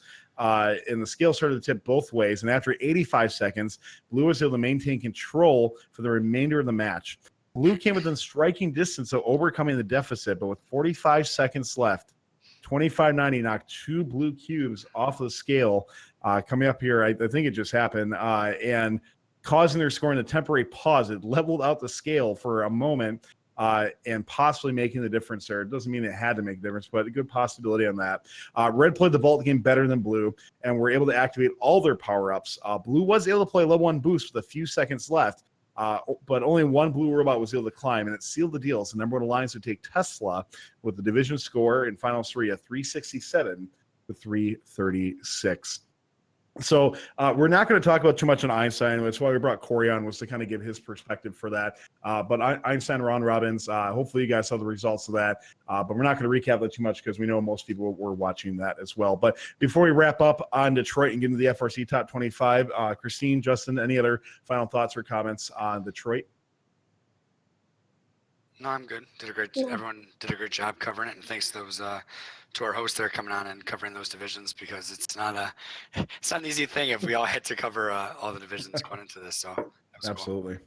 Yeah, definitely. And I will say I was pumped to see not only Dippin' Dots in the venue, but also mini donuts made from those like little mini donut machines. So. Reminiscent of X Worlds for me. That was awesome. And apparently there was like a cereal bar out in the lobby that I have yet to find. But if there's one reason I'm going back to Detroit next, it's to find the cereal bar. That's awesome. The food options actually were outstanding. There was a food truck, kind of rodeo thing that you could watch not too far away. The General Motors building had a great food court. And there was great food in the venue, so it was. I had mac and cheese instead of a grilled cheese. I did too. Venue. It was the first thing I heard about that. Was it really good? Somebody told me about that. Oh, legit. Cool. Yeah. All right. Well, I guess that's going to be it for Detroit recap, and we're ready now for the final FRC Top 25 of this season. So these results are going to be a little bit different, taken up from our final poll, which had received 545 submissions. We're also going to weight that against a new kind of modified district point system to provide a somewhat objective entire season FRC Top 25. So Tyler, do you want to just kind of give them a little bit more of a understanding of how we work that out? Yeah, we can call it half objective, huh? That's always satisfying to people, right? When it's half something. So the way that the scoring works, so we had JC, our Australia recap host, and Data Guru put together a ranking system essentially where we took, and we will release this afterwards, I believe. So don't quote me on that, but hopefully. Essentially, the way it worked was essentially like district points. But we took out 2 things. We took out additional awards, and we also took out if your team was a rookie or second year. So it counted what your record was, and then it counted. Counted what your record was. It counted how far you went in the playoffs, and it counted where you were selected in the playoffs as well. So I know my camera Okay, sorry about that, guys. I'm having a little bit of issues on my end here. So, but yeah, so objective scores was essentially once again district ranking point system, win loss, where you were selected in the draft or if you're an alliance captain, and then also how far you went in the playoffs up to getting on the Einstein. We did not calculate Einstein rankings for this at all. So this got to, if you went to Einstein, you had the same amount of points as everybody else going to Einstein. So that was weighted against the top 25 or all the submissions that Justin mentioned earlier. So the submissions were pre-championships, subjective. The other half that's being weighed against are objective submissions or objective data from the championship. So we hope that gives a pretty good breakdown of what it's going to look like. Yeah. All right. So with that, are you guys ready to hop into our top 25, the final top 25 of the 2018? I think I'm fixed now, hopefully. You good? Yeah. I'm ready to rock and roll. So, Christine, I'm not sure what you did last time with Mike, but I can do it if you were going to read the whole thing. So I'm going to introduce the number, and then you're going to read what you wrote. All right. Sounds good. All right. So we're going to start off here. Hold up. So, all right. So how are we going to do this there? So, like normal, I'm going to introduce the team number, and then she's going to read what she wrote, and vice versa. I put a little J and K in front of it just so we're clear. Oh, okay. We're good to go. All right. So starting off in the 25th spot is team 1574. All right. And they are from Miskav, Hasafan, Israel. It's Miskar. With an overall record of 56, 16, and 0 ties, they were the winners of the Galileo Division, the Israel District Championship, and the Israel Number 1 District. Miskar has always been on one of the most perennial top contenders, both out of Israel and in the world. This team looked awesome at the championship with their efficient teleop scoring machine and being picked as the first pick of the number 4 alliance in 44-88. This team marched with their team alliance as the top seed in the semifinals after the 1, 2, and 3 alliances were knocked out. After disposing of the number 8 alliance in the semis, Miskar fought hard in 3 matches to take the Galileo division. A great showing by this team, who is continuing to help show how much more powerful Israel is now that they're in the district system. Christine, you're a pro. Oh, thanks. You guys make it easy. How old is Miskar at this point? 2005 rookies. Wow. Because I feel like they've been around for such a long time. And like each year, I mean, like we just talked about, they're just getting better and better and better. So. Yeah, with this Israel districts, obviously, we talked to a lot of teams from Israel in Houston, and every single one said it's the districts that are making us better. And so it was really cool to see. And obviously, Miskar benefiting from that as well. For sure. Absolutely. All right. So, Justin, am I introducing this next? You are. Yep. Okay. So in our number 24 spot, we have the team that's been giving out tons of hats. It is team 225. From York, Pennsylvania is Tech Fire. 76 wins, 13 losses overall, and we're the winners of the Mid-Atlantic Championship and 2 district events. So Tech Fire compete in the Carson division, as Ben was nice enough to come on and talk about, at the Detroit Championship, and they earned 4 ranking points in the majority of their matches, earning them the top spot. So along with 25, 30, 15, and 88, they played into the semifinals, where they were upset by the number 5 alliance. Tech Fire had an incredible season and will begin to prepare for next season to take another shot at Einstein. Congrats on a great 3-banner season to 225 Tech Fire. And they gave a lot of us hats too, guys. So thank you very much for that. I know I'm not wearing it, but thank you. Hat. It was awesome. We showed up in their pit to do strategy for eliminations, and Donnie was just handing out hats. I was like, this is great. This is awesome. It was fantastic. All right, so from 24 to 23, we have team 1325. From Mississauga, Ontario, Canada, Gordon graded an IBT in secondary school. It's Inverse Paradox. With an overall record of 73 and 14, they were the winners of the Ontario District Championship, the Ontario District Science Division, York University District, and chairman's winners at the Ontario District Championship in Georgian College District event. 5 blue banners this season for Inverse Paradox led them straight into a fantastic position of taking the number 2 seed on the Archimedes division at the Detroit Championship. They selected 694 Stipulse as their first pick and made it into the semifinals, where they were upset by the division winners Tech Hounds and Trisonics. Congrats to Inverse Paradox for an amazing season. They were who I thought was going to win that division off the top, because I thought Stipulse was an awesome pick. So I was a little surprised to see them go down in the semis. But I mean, nothing against the number 3 Lions, but on paper, I thought that was a lock to win. Indeed. All right, so moving on and staying in Canada, in the number 22 spot, we have Team 5406. From Hamilton, Ontario, Canada, Bishop Ryan Catholic Secondary School, it's Celtics, 54-18 overall, and with the winners of the Ryerson District and their division of the Ontario Provincial Championship. So Celtics ended their season competing in the Darwin division at the Detroit Championship. They finished second overall and selected 24-81, 24-51, and 50-36 to create a strong number 2 alliance. After advancing to the semifinals, they were upset, however, by the number 6 Alliance that would eventually go on to win the division overall. But another great season for Celtics, who's really showing that kind of like 1574, that once Canada's kind of gone to districts, they're a team that has just completely elevated their game and is becoming a powerhouse in their region for sure. Absolutely. So Christine, the chat is giving you, our Canadian friends are giving you flack for mispronouncing Mississauga. When she said Mississauga, I was like, "Ooh." Wait, what is it then? I'm sorry. Yeah.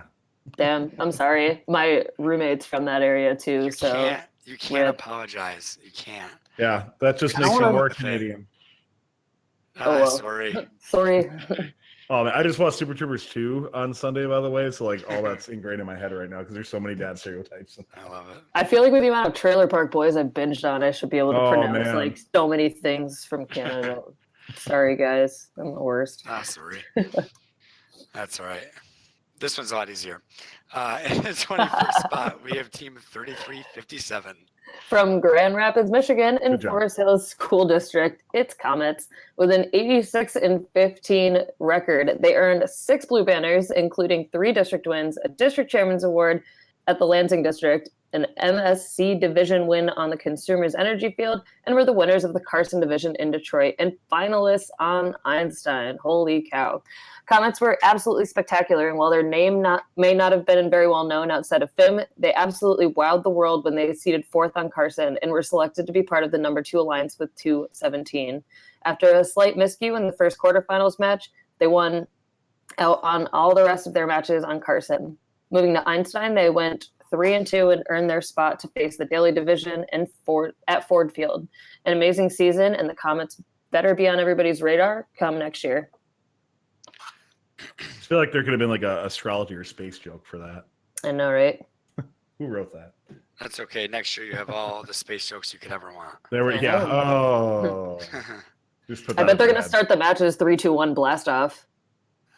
Yeah. My guess was actually player. I'm betting $5 on that. Okay, so you got blast off. Justin has lift off. Lift off? Oh, that's a good one too. Damn it. I'm gonna do something that's gonna be like a launch sequence commence, something like that. Initiating. That's shut down. We're gonna look back. We're gonna look back on this and then later Ignition on. sequence start. Yes, that's what, something like that. Yeah. With the Twitch chat as our witness. Somebody's or auto sequence start. We can all say Houston, we have a problem when a foghorn happens. Oh man. Nice. All right. Anyway, moving on to the number 20 spot, we have Team 3707. From Brighton, Michigan, Brighton High School, it's the Brighton Techno Dogs, 67-19 overall, and we're the winners of the Milford District event, their division at the Michigan State Championship, and the winners of the Curie division. 3707's path to the blue banner from Curie and a trip to Einstein began as they took the number 1 seed and would ask 195, 333, and 70 to join their alliance. Their only loss on Curie came at the hands of the number 2 alliance in the first finals match, but they would bounce back to win 2 in a row and qualify for Einstein. On Einstein, their 3-2 record tied the top teams above them, but the tiebreakers saw them finish 4th after the round robin. But that certainly should, take nothing away from the great season that 3707 had, the Brighton Techno Dogs. I feel like I was muted through that whole thing. I was nervous. No, you're good. I just got quiet there. I was like, oh God, I'm never going to hear this one. Seriously, a team that I never really thought of, never really was on my radar at all, and just absolutely just was amazing on Curie, and awesome to see such great success come from them. Yeah. Yeah, dirty swerve. Yeah, other than hearing dirty swerve and not really knowing what that means. So, I'm sure somebody can explain it. True. Anyway, moving on to the number 19 spot, we have Team 3708. From Hamilton, Ontario, Canada, Bishop Ryan Catholic Secondary School, it's Celtics, 54-18 overall, and with the winners of the Ryerson District and their division of the Ontario Provincial Championship. So All right, moving into the teens here in the 19th spot, we have 2590. From Robbinsville, New Jersey, and Robbinsville High School, it's Nemesis with an overall record of 80-12. They were the winners of the Hudson Valley Regional, Hatboro Horsham District, and Mar District Championships. Nemesis came into the championship looking to dominate the competition and ran into some stiff competition, going 6-4 in the qualifying rounds, but were able to score enough additional RP, and impress the number seed Alliance captain, 26-14 Mars, and upset the number 2 Alliance in the semis to face the number 1 Alliance in the finals. Winning the first match, they would push it to 3 to lose only by 31 points. An amazing season for 2590, and they look to continue to dominate in Mar in the next season. They're a team that's been, I keep hearing more and more in Mar, and I think we're starting to hear a lot about them outside of Mar now too. So, Nemesis is looking really good, and of course, you always want to get an Einstein, but you got to still be happy about the performance by Nemesis. For sure. Mm-hmm. And I think I was around their field when they upset in the finals their first match, and they looked really solid out there. And I don't know. I thought it was going to be a bigger battle moving forward, but I mean, they definitely held their own with that alliance. Agreed. Yeah. Alrighty. So moving on into the number 18 spot, it is team 1114. From St. Catharines, Ontario, Canada, Governor Simcoe Secondary School, Hall of Fame Robotics, overall record of 55-15, and were the winners of the Ryerson University District event. So only one blue banner this season wasn't the true measure of the Simbot machine. Their elevator was lightning fast, and the iteration on the robot never ended. They competed in the Archimedes field in Detroit and ranked 10th, but were picked first overall by 67. The Alliance played hard, but after needing 3 matches to advance out of the quarterfinals, the number 1 Alliance eventually fell in the semifinals to the number 4 Alliance. So certainly not the end result that they wanted, but it was still a great season nonetheless for Symbotics. And I have to say, it just kind of so happened that a few times that we were 3015 was trying to go to the practice field, it seemed like Symbots was either in front of us or behind us, and I just got a lot of opportunities to talk to their kids, and they're just some of the smartest, approachable kids that I've ever met at FRC. The students on their drive team this year are really phenomenal. So if you get a chance to talk to them going forward, I highly recommend it.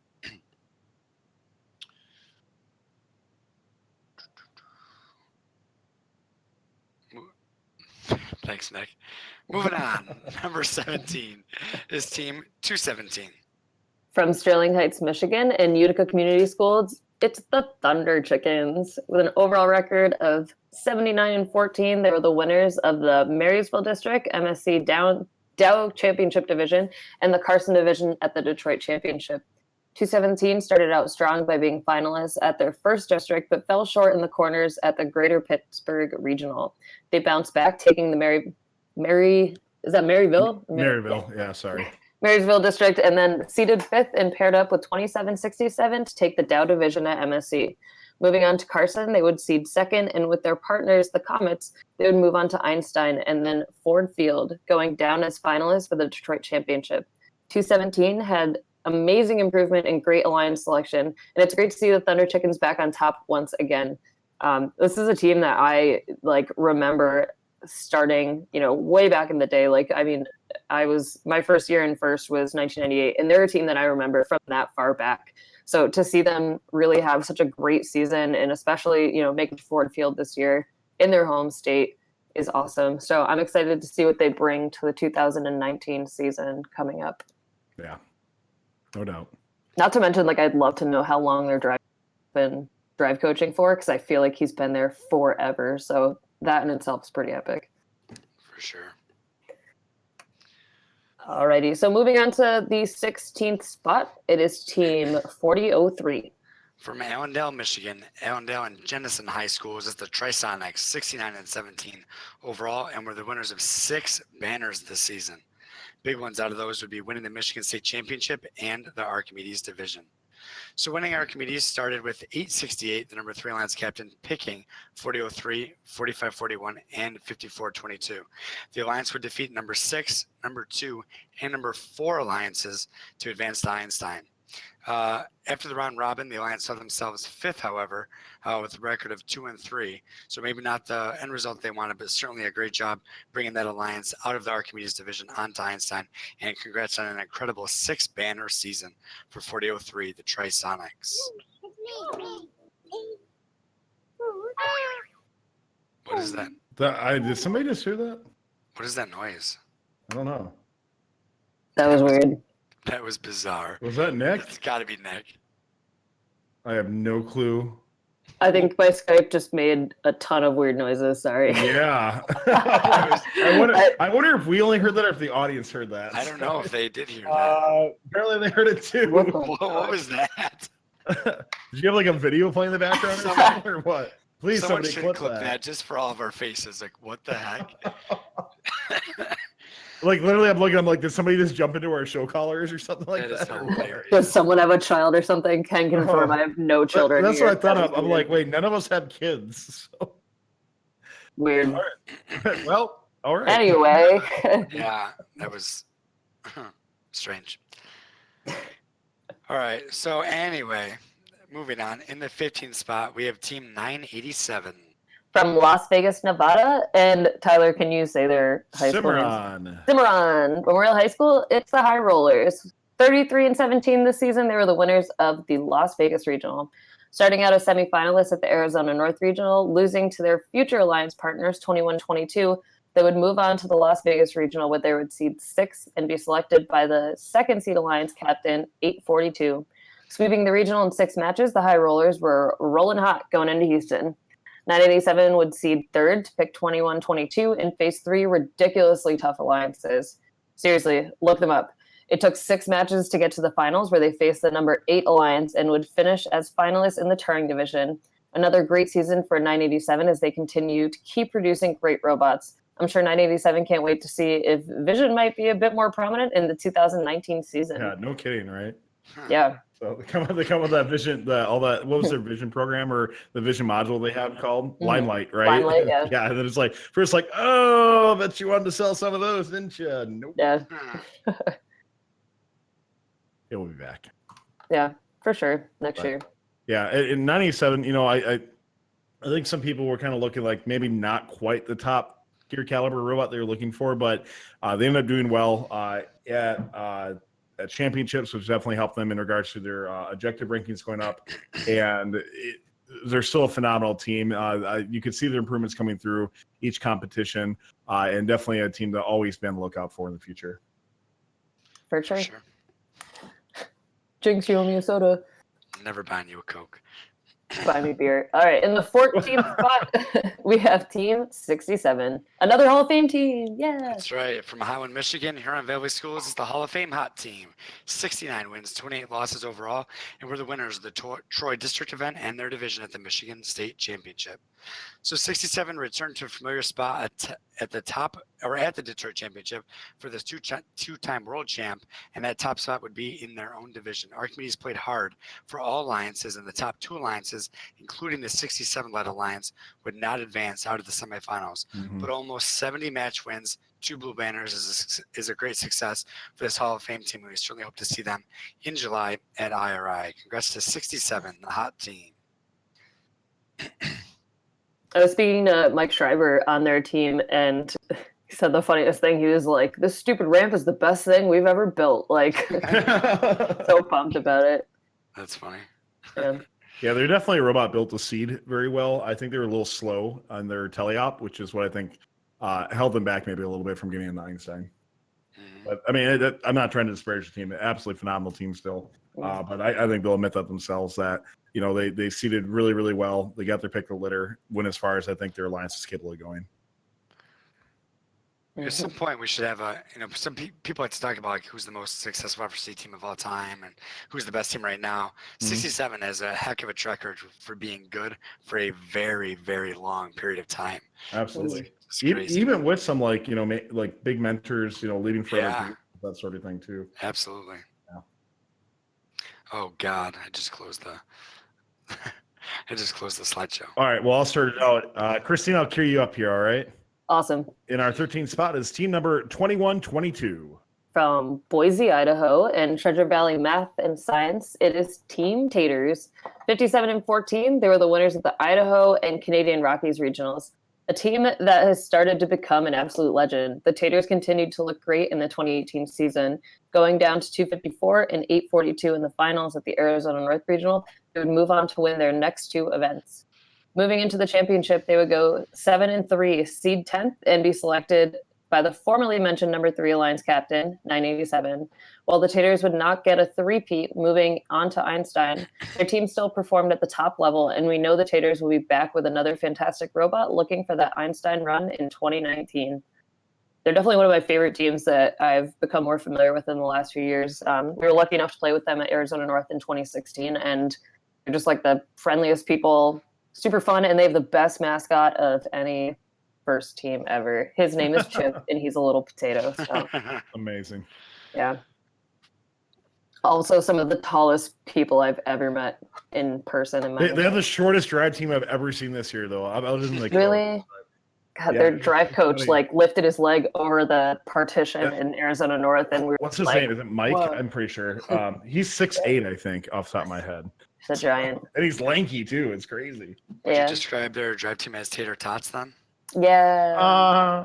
Oh man, so good. Well, speaking of that, who's in number 12? In the number 12 position, it is team 179.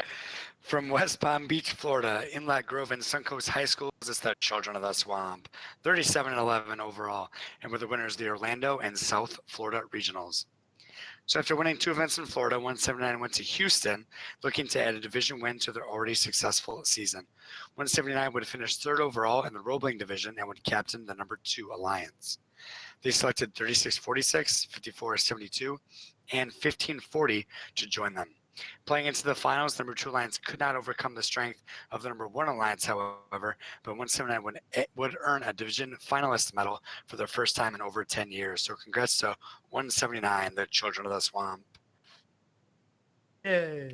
Each year, the 179 video is one of the most anticipated robot release videos of the year. Oh, yeah. They usually release it pretty early, sometimes even before the end of build season. So it's kind of a peek, a little bit, a sneak peek into what some of these really, really good teams are going to be coming out with. So I look forward to it every year. Definitely. All right, moving on. Last team before our top 10 break, and that's team 1619. From Longmont, Colorado, it is Upper Creek Robotics. With an overall record of 59-15, they were the winners of the Hub City and Idaho regionals, Chairman's Award winners at Hub City, and won the Newton division at the Houston Championship. Also tagging on a 5th blue banner with a Woody Flowers Award and finalists at Colorado. 1619 might not be the most aesthetically pleasing robot in the field, but their performance was top-notch, seating 7th on the Newton division with a 7-3 record, and were selected by the number 2 Alliance captain, Citrus Circuits, and would face off against some other teams that were expected in the top 25 in the Newton finals. They routed the number 1 Alliance in 2 matches and would go on to Einstein, seating 3rd with a 3-2 record. It's crazy to think that this is 1619's first appearance on Einstein, but we expect many, many more in the future. So congratulations to team 1619. Yeah, great season by them, and definitely coming through big when it was needed. I can't believe, honestly, I mean, the win their division in 2 matches, I was kind of like, I was favoring the number 1 Alliance. I think a lot of people were, but I could see the number 2 Alliance winning, but not in 2 matches. And that was just awesome. It was stunning to see them just outplay the number 2 or the number 1 Alliance. All right. So with that said, we're going to take a quick break here. And since Mike's not on here, I am going to give a snub of the week real quick. And some people have mentioned in chat, and I'm going to explain why a little bit for this, because it seems like some people are still having troubles wrapping their heads around what we're doing for ranking. So the snub of the week is definitely going to be 2910. Here's the thing, guys. 2910, remember, our rankings are half pre-champs, half post-champs. They absolutely kicked ass in post-champs. However, pre-champs, they were out in the quarterfinals at the P&W District Championships, and a lot of times that will hurt you a lot coming in pre-champs for it. So my snub of the week, Jack in the Bot, 2910. I don't remember where they ended up off the top of my head, but I think they were close to the top 25. But that's really why. Obviously, their rankings during championships bumped them up a whole bunch, but they were a bit lower in the top 25 in the voting pre-championships with that quarterfinal exit at PNW Champs. So with that said, we're just gonna kind of keep on rolling here, guys. Before we're gonna get into our number 10th seed, but we figured we'd kind of intro them in with the video. So let's take a look at our number 10th ranked seed. We're in the pit team number 3310, Black Hawk Robotics. These guys are having a killer time here at championships, absolutely knocking out of the park. So we're here with Samuel, Madison, and Ben. We're going to talk a little bit more about their robot. We're in the pit team number 3310, Black. It's a black screen. A little bit of technical difficulties here, guys. Sorry about that. Otherwise, if it's not working, Nick, we could bring it up in Drive and just play audio from there. The black is it's a hint, guys. Look at it that way. It's a hint. Do you want to try it one more time, Nick? I know. I would say that's a decent hint, right? It's not bad. It's all planned. That's the way that we plan it. Snub of the week 2019. Did anybody else have a team that they're maybe surprised was not on the top 25? I'll be honest, I was kind of busy this week. I'm gonna be like, there's always gonna be a couple teams and areas to be reseeded, but I really liked having the taking some points that were very objective off of the championship. I think actually weighted pretty well. If you look at, once again, you have to look at the entire season. It's not just what just happened at championships, because that's what's on top of everybody's mind. Look at the entire season, guys. And I think overall, there's always gonna be a couple that miss out, like 29-10, but I think it was pretty close. Yeah. So I think we're ready with the video, if I remember. Is that right, Nick? Oh. Saying hold up.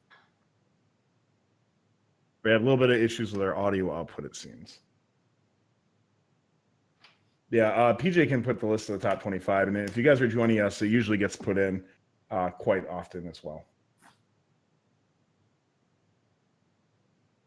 So there's a couple other teams that people are mentioning that did not make the top 25 as well, but you'll find out once we get through the top 10. All right, let's go ahead and cue the video for our number 10 team.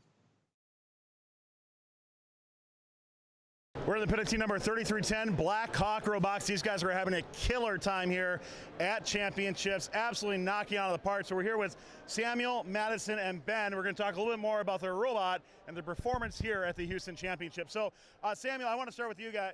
You are currently the number 1 seed in your division. Things are looking great so far. Talk to me a little bit about championships here. What's been kind of the strategy and the progress as you've gone through the championship so far? Yeah, so we had a bit of a slow start. We had a couple hard matches yesterday.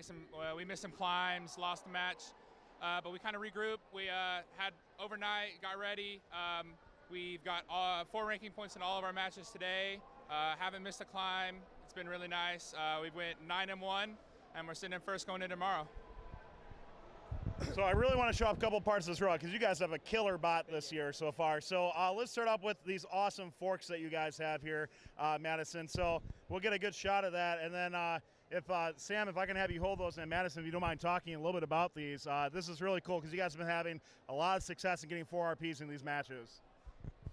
Yeah, so we started off at our Arkansas regional with a big ramp, and that wasn't really working for us. And we saw a bunch of people had this fork strategy. So we decided to mill these out of aluminum, 1 sheet of aluminum for each of these forks. They're really light and they've been working really well for us each time. We've had a very consistent climb with these things. And Ben, let's talk a little bit more about in regards to your elevator on your robot, because it is slick. I mean, the speed that you guys have, and more importantly, the accuracy that you get out of it is really what takes matches for you as well. So tell me a little bit more about the elevator on your robot. Yeah, so this is a 3-stage elevator, so it's got a 3-stage, it's continuous belt driven, so we have belt on each side. And the reason why it's so wide is so we can fit a cube in between it. So our Auton, we never have to turn around. We can always fit cubes right through the middle. We can go top and bottom in 2 seconds, and we also use the elevator climb. We got a 3 mini sim ball shifter on there. And at the end of the match, we shift to low gear, which allows us to have enough power to lift ourselves and another robot. It's made all out of 2x1 versus tubing with some bearings. So guys, we can't wait to see how you perform. Obviously, you can't wait either. It's good luck to you the rest of the competition season. And there you have it. In the number 10 spot, it is team 3310. From Heath, Texas, Rockwall Heath High School, it's Black Hawk Robotics, 45-6 overall. And we're the winners of the Rock City and El Paso regionals. So after an unstoppable regional season, 3310 competed in the Newton division at the Houston Championship. They would seed first overall out of the 67 teams and would pick fellow Texans 118 and 6377, as well as 3128 from California. The Alliance would advance to the finals and take on the number 2 Alliance. 2 straight wins, however, by the number 2 Alliance would end the Einstein run for 3310, but that should not take away from the great robot and great season that they had. So congrats to 3310 Blackhawk Robotics. Yeah, that robot is just sick, and it was just great to see on the field. Not much more you can really say. It's just an amazing bot. All right, moving in to our single digits. In the 9th spot, we have team 2767. From Kalamazoo, Michigan, and Kalamazoo County, it's Strike Force. With an overall record of 71-10, they were the winners of the St. Joseph and East Kentwood districts, winners of the Dow Division at MSC, Daly Division winners, and winners of the Detroit Championship. It's a mouthful. Yeah, no big deal. 5 blue banners and an incredible win at the championship. Strike Force did not lose a playoff match until the Michigan State Championship semifinals. The returning champion sure looked like it was as easy as it was before, as they entered the Daly Division second and selecting 27 to join them to take it all. Sailing into the division finals, they would lose the first match against the number 5 seeded Alliance, but securely take down the next 2 matches to move to Einstein. Taking the number 1 spot on Einstein with the most park and climb points, they would securely handle the Carson Alliance on Ford Field and take back-to-back championship. No question that Strike Force has joined the elites in first as they sit on top of Detroit. Yeah, and I think a lot of people, including myself, expected them to be a little bit higher, and it just I think they just got a little bit overshadowed in the preseason poll or the preseason poll. Mm-hmm. But great team. I mean, we talked to them earlier. If you guys missed it, by the way, if you missed the interview earlier, make sure you go back and watch it either on Twitch or once we get this up on YouTube. It's awesome. Yeah, definitely. I was so happy to see that robot in person this year at Champs. Right? Yeah. It was just like gliding around, placing cubes and stuff. So it was real good. Yeah.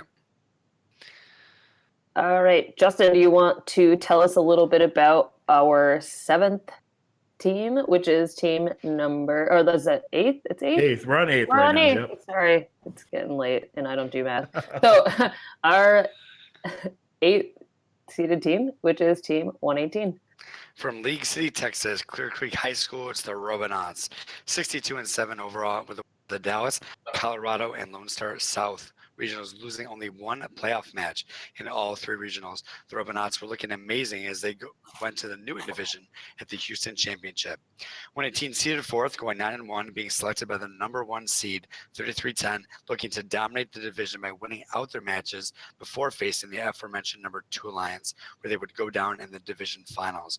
118 is a team that is always humble, but we know that they'll be shooting high for Einstein next year.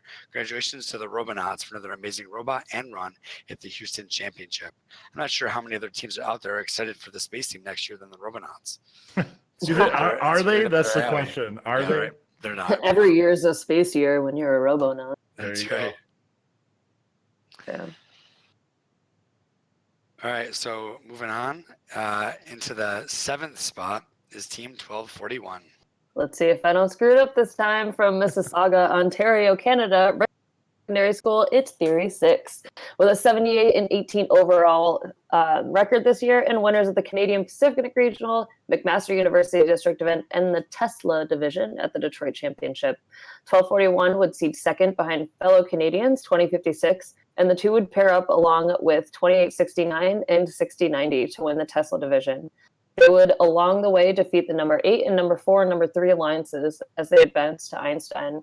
They were 3-2 during the Einstein round robin and finished third, just 1 climb out of the final 2 spots. 1241 is a powerhouse who will be competing for world championship for years to come. Congrats on a great season to 1241, Theory 6. Yeah, awesome bot, awesome season by them. Mm-hmm. And they're one of those teams that we're just hearing more and more about now that Canada is in districts, or Ontario's in districts, and they're powerhouses both on and off the field. My team was lucky enough to work with them on some of the Compass Alliance stuff, and they're just awesome people. I'm excited to see what they bring next season, both on and off the playing field. Yeah, and I'm not going to take anything away from the Chairman's Award finalists, but I was a little surprised to see that they weren't among the finalists. Or that they took home 0 awards in Detroit. That boggles my mind, but Same. Yep. Alrighty. Right. Yep, So moving on, it's team 1678 in the number 6 spot. From Davis, California, Davis Senior High School, it's the Citrus Circuit, 61-7 overall. And we're the winners of the Utah, Sacramento, and Central Valley Regionals. They also picked up the Newton Division win at the Houston Championship. 1678 advanced to Einstein for the 6th time in their history after seating 2nd in the Newton Division and ranked 2nd and captain the number 2 Alliance.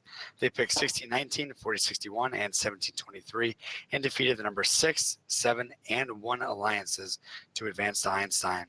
On the Einstein field, however, 1678 finished 3rd, just missed out on playing for the finals.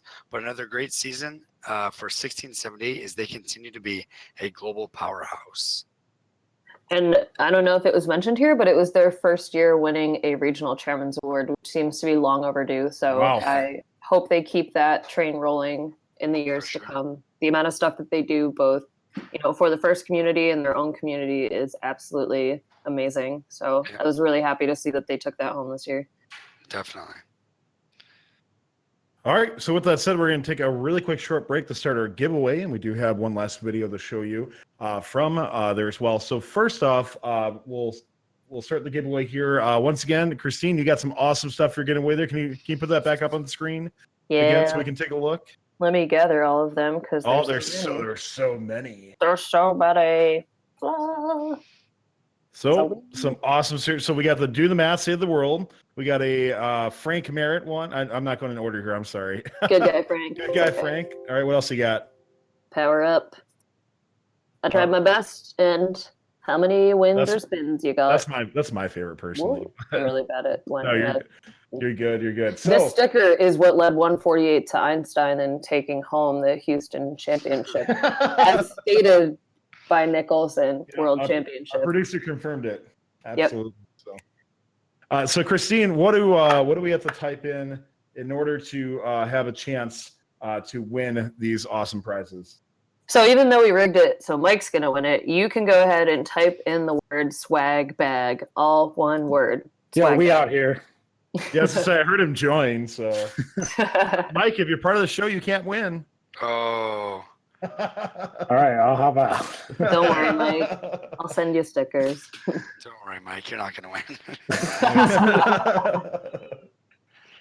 There we go. He was the first one to type it in. All right, guys. So with that said, before we get into our top teams, we let this giveaway go a little bit. We do have one last video for you to show you. We have a ton more coming up on our YouTube page over the next few days. As mentioned, Mike and I did about 24 different interviews as well. Also tomorrow, if you're interested in FTC, we do have FTC Live tomorrow to recap both the championships as well as some interviews too. So with that said, we'd like to give a big recognition to Chairman's Award winners at the Detroit Championships. And I apologize because I kind of missed out on giving the Houston one props as well. So I felt bad about that and wanted to make sure that our Chairman's Award winners at Detroit got some dues here. So 2834 Blackhawk Robotics, taking the championship Chairman's Award. Congratulations to them. I got a chance to sit down with them at Ford Field, ask them a little about their Chairman's Award experience. Check out the enthusiasm on these kids. Let's take a look.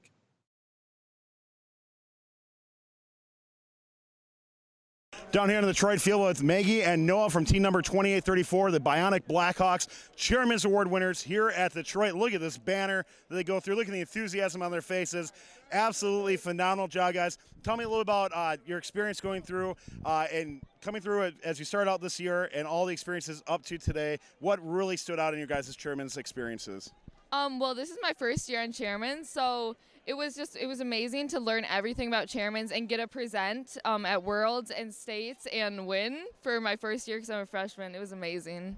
Absolutely. And Noah, tell me a little bit about, by the way, his name tag says the chairman on it, by the way. Just got to point that out. But Noah, tell me about the experience here at Championship. So you guys find out your finalists, right? Then you come down to the field. Take me through that moment when they announce it as your team winning. Oh, my gosh. Okay. So we're there sitting, and first we don't know that it's us. We think it's another team behind us. All the teams, first the final three were absolutely amazing teams. Any of them deserve to win. And then when they started talking about our district, you could just see like everyone in the stand just light up. We were all just like, oh my God. And then when they say 28-34, we all just jump up. The best feeling probably I've ever had. Great enthusiasm, just amazing. Then we all run down, get to shake hands with Woody Flowers, Dean Kamen, all of them. And I would not trade it for anything, that experience. It's amazing. The team is amazing, and I couldn't ask for anything else. Well, your enthusiasm is absolutely amazing, man. I got to tell you that on here. So one last thing as we stop here. Hopefully many people saw your chairman's video, but what is the one thing you guys are really well known for from chairman's outreach? I think just the progression of first throughout all of our events. And I personally love the girls events that we do, the girls competition, and we have FLL camps, and we sent a video to the UN, and we did a lot of stuff with that. Absolutely, Megan. Congratulations so much on your Chairman's Award win. You guys have earned it. Live it up, guys, and have a great time. Hopefully we'll see you here at Detroit next year, and you're going to keep that Chairman spirit going. Thanks, guys. Thank you so much.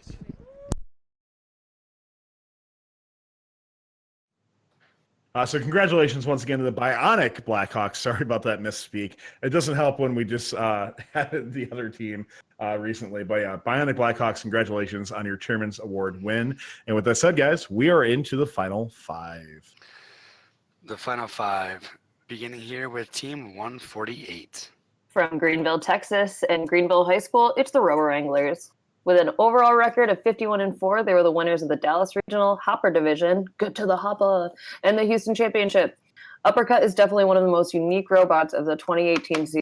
Their amazing climbing mechanism, and no doubt that it performed at an exceptional level. With a perfect record at the Dallas Regional with 118, 148 fell in the finals at Colorado with the previously mentioned 16-19 against 118. When divisions came up for Houston, it seemed like it would be destiny that they would not only seed well, but pair up with 254. They would go uncontested through the entire championship, winning every but one match with over 100 points on Einstein. Great to see 148 back on top in a very well-deserved year. I love, by the way, that our producer Nick puts up Einstein finals too. Not because their team spins there, which is awesome, but just like watching that camera view just reminds me of how disorienting Einstein must have been for people watching, since we couldn't see anything. It was brutal. Motion sickness. Nick, anything you want to say about 148? Give you a little time on the mic. I mean, it was a pretty awesome robot. It's probably my favorite robot I've ever been involved with. Just the mentality of having everything as light and small as possible. A lot of people don't realize how small that robot actually is. I believe we're like 6 or 8 inches under size in both directions, while still maintaining full function on scale and everything. So, and I think we're only 42 inches tall too, which is also another bonus. Nick's last name is Olson, by the way. He's a producer on the show. So Nick, give us a breakdown of the strategy. We saw 2 of these strategic spins happen here, both on the division finals and on Einstein finals. So what was the strategy breakdown for those matches? For the spins particularly, that was more of we took Christine's sticker to heart with how many wins you got, and we just wanted to say how many spins you got. So there's that there. There's also a little bit of homage to 11-14 back in 2008. Back when they used to gate at the end of the match. So you can see Coleman drives up next to the gate there and spins. So that's that strategy in a nutshell right there. Parking it by the door. By the door. All right, take me home. Congratulations, Nick. Nick, I have a question for you. Does it ever get like confusing or difficult to make repairs on an all black robot when literally everything is black and you're like, looking for a small like break or repair or something? No, you just get used to it after a while. I mean, we have slightly different shades of black too every now and then, because like the black polycarb's a little different than the black powder coat, so there is that. Yeah, so I'd imagine it's something like my pile of black clothing, like it's all a black pile, but I can somewhat identify like which pants I want to wear or which shirt I want to wear. Yeah, exactly. Cool. Nice. Great analogy. All right, so in the number 4 spot, one of my favorite Cali teams, Team 1323. From Madera, California, Madera High School, it's Madtown Robotics, 49-4 overall, and we're the winners of the Sacramento Central Valley Regionals, as well as the Roebling Division at the Houston Championship. 1323 went into the Eastern Championship undefeated. As they competed in the Roebling division, they only picked up one additional loss, earning their way to the number 2 seed behind Code Orange, who picked 1323, as well as 1071 and 1778 to advance to Einstein. The Roebling teams finished 2-3 in the Einstein round robin, which at the time doubled the 1323 losses on their entire year.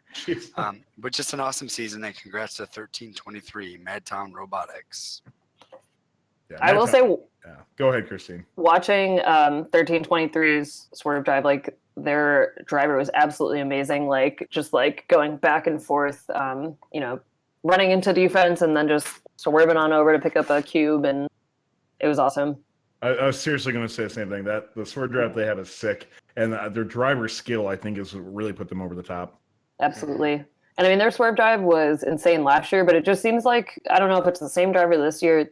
They have so much control over this robot, so much finesse when they're kind of navigating the field, even though it's, you know, way across the playing field. That driver knew exactly where they were and exactly where they wanted to go.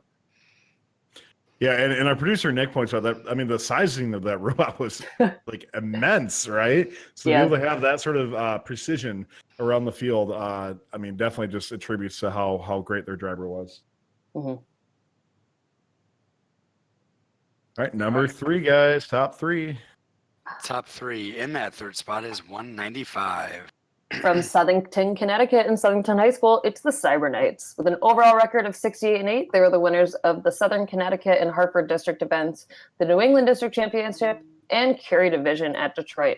195 looked to be the top dog at Detroit Championship with their amazing 2018 season run in New England, and it did not disappoint. With their 3-cube auto and buddy climb, they looked absolutely stellar on Curie, seating second and accepting the invitation of 3707. They would charge into the finals on Curie to face the number 2 Alliance. Going down in the first match, they would rebound to take the next 2 matches to win the division. On Einstein, they would go 3-2, tied with 3 other divisions, but would seed the lowest of the 4 with 370 park points.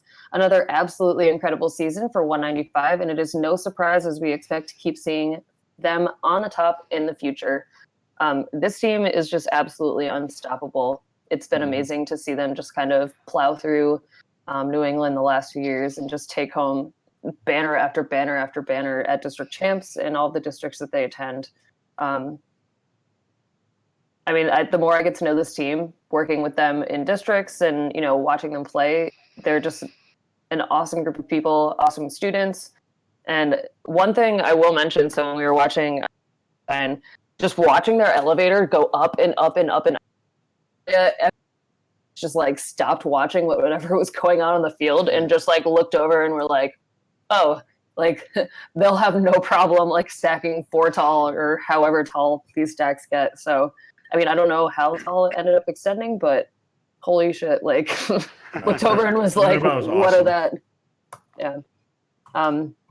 But yeah, a team that we love to play with, and 125 really never gets to play with them. We're always against them. So we were relieved when we were in separate divisions this year. It was nice to watch them do so well. So congrats to them, and hopefully my team will get to actually play more with them next year. All right, and in the number 2 spot, it is team 2056. From Stony Creek, Ontario, Canada, Orchard Park Secondary School was OP Robotics, 70-8 overall. And were the winners of the McMaster District event, the Ontario Provincial Championship, and the Tesla Division at the Detroit Championship. So after coming so close to winning a world championship in 2016 and a 4-year Einstein streak, 2056 began this season with hopes of getting over that final hump. On the Tesla field, 2056 took the top spot. It would pair up with 1241, 2869, and 6090. It took 3 finals matches, but 2056 and company would win the rubber match to keep the Einstein streak alive. During the round robin, 2056 went 3-2 and just missed out playing at Ford Field. But congrats on another great season to 2056 OP Robotics. Yeah, missing out by one climb because they would have won that other tiebreaker. And I briefly had a moment to talk to Tyler afterwards, and I mean, you could tell like he was obviously extremely excited he made it back to Einstein, but you can see it hurt just a little bit to be so close to getting in the finals of Einstein there. But But still, I mean, 2056 guys. I mean, what an amazing season, and I don't think there's any doubt that they're a beyond elite team, and they're the top tippity top team, and absolutely. I mean, it was so cool to see them play in person, and just how efficient they are. I mean, because they build honestly, their robots like overall. I mean, they're not simple, but they're not overly complex robots that they build each year. And they just build robots that just perform really, really, really well. And they just keep iterating on that robot over and over again. And that's how you get the legend that is 2056. Yeah. And really, there's no team I root harder for. I want to see them win a world championship so bad. And I just guess about I mean, especially with your experience with them in 2016, right? I mean, that on 3015, you guys being in the finals, that was a bit of a heartbreaking thing for you guys, I'm sure, and I'm sure it was for 2056 as well. Yeah, I mean, the whole time I was just like, I was more nervous. There was more pre-match anxiety because I didn't want to blow it for 2056. I wanted them to win so bad, and I just. Tyler is disappointed, right? So. Yeah. All right, so this is it. The last FRC Top 25 team of the 2018 season, and a shock to no one, it's Team 254. Don't you mean 1254? Dude, I so had you on that for a half second. Couch division? The couch division. I edited the doc last second, guys. I think I threw off Justin for a second. Justin's too smart. All right. The legendary team from San Jose, California, and Bellarmine, Cory. It is the Cheesy Poofs, an unstoppable 53-0 season. They would win the Arizona North and Silicon Valley Regionals, Hoppa Division, and the Houston Championship winners. What more is there to say other than 254 is the best team ever in FIRST history? 52 blue banners, holy shit. 4 championship wins, 7 division wins, and 36 regional wins, not to mention their Hall of Fame team. 254 is absolutely unstoppable. Their robot lockdown was a spectacle to watch and an inspiration for many to learn from in the years to come. Congratulations to 254 for an amazing season and back-to-back championship wins. Unbelievable. Like, seriously. I mean, it's believable, but it's unbelievable. It's somebody coming from my first year being 2001 and 71 winning 3 out of 4 championships when I was in high school. I've always been in my mind that 71 is the greatest team of all time. That is clearly unseated. 254, mad props is just incredible. I mean, there's no way to put it, right? And this human player video right now, I'm dying. Like, it's one so of the greatest moments of all time. Yeah. Oh, there's Tyler. Yeah. Well, yeah, I am in the background of that video a couple times. Oh, really? Yeah. And Mark Leone was in there too. Yeah. Oh man. So fun fact, I was talking to Tom Bottiglieri on Detroit because he was there for what was it, RSN or Game Sense or whatever. First Champs Live. First Champs Live, that one. Yep. So their robots are all named after Decepticons, but fun fact, their robot name was almost Gino Brino this year, an unknown Decepticon who is one of the fiercest dentists in the state of Connecticut, who is also a, honorary Decepticon apparently. Huh. That's funny. Okay. I had a chance to talk to that Decepticon in Detroit for a while, actually. All right, that is our top 25. Let's go and do our giveaway. Once again, swag bag Giveaway. is what you need to type in to get these awesome stickers from Christine and Wordplay All Day. And Christine, where can people find you online if they want to get some of your more cool stuff? So they can find stuff to buy at etsy.com/shop/Wordplay All Day. Right now, we have so many amazing Do the Math Save the World products on sale with the proceeds going to Mark Leone and his wife Monica's nonprofit. It's been amazing to see all of the people that have hopped right on board and bought so much of that apparel and the pins and the stickers. And I'm excited to make a nice big donation soon to Monica and Mark's nonprofit. So thank you to everybody who has been, buying all that stuff. It was so cool to see like Caltran wearing a shirt at Vex Worlds and other people at Champs, sporting their pins. So you guys are doing great things with the purchases that you're making. And I will be getting roughly about 1,000 of these stickers that were handed out at the Detroit and Houston Championships that we have left over. They'll be on sale at my Etsy shop as well. And they'll be distributed at some of the off-season events this year by many, many people. So keep an eye out for those.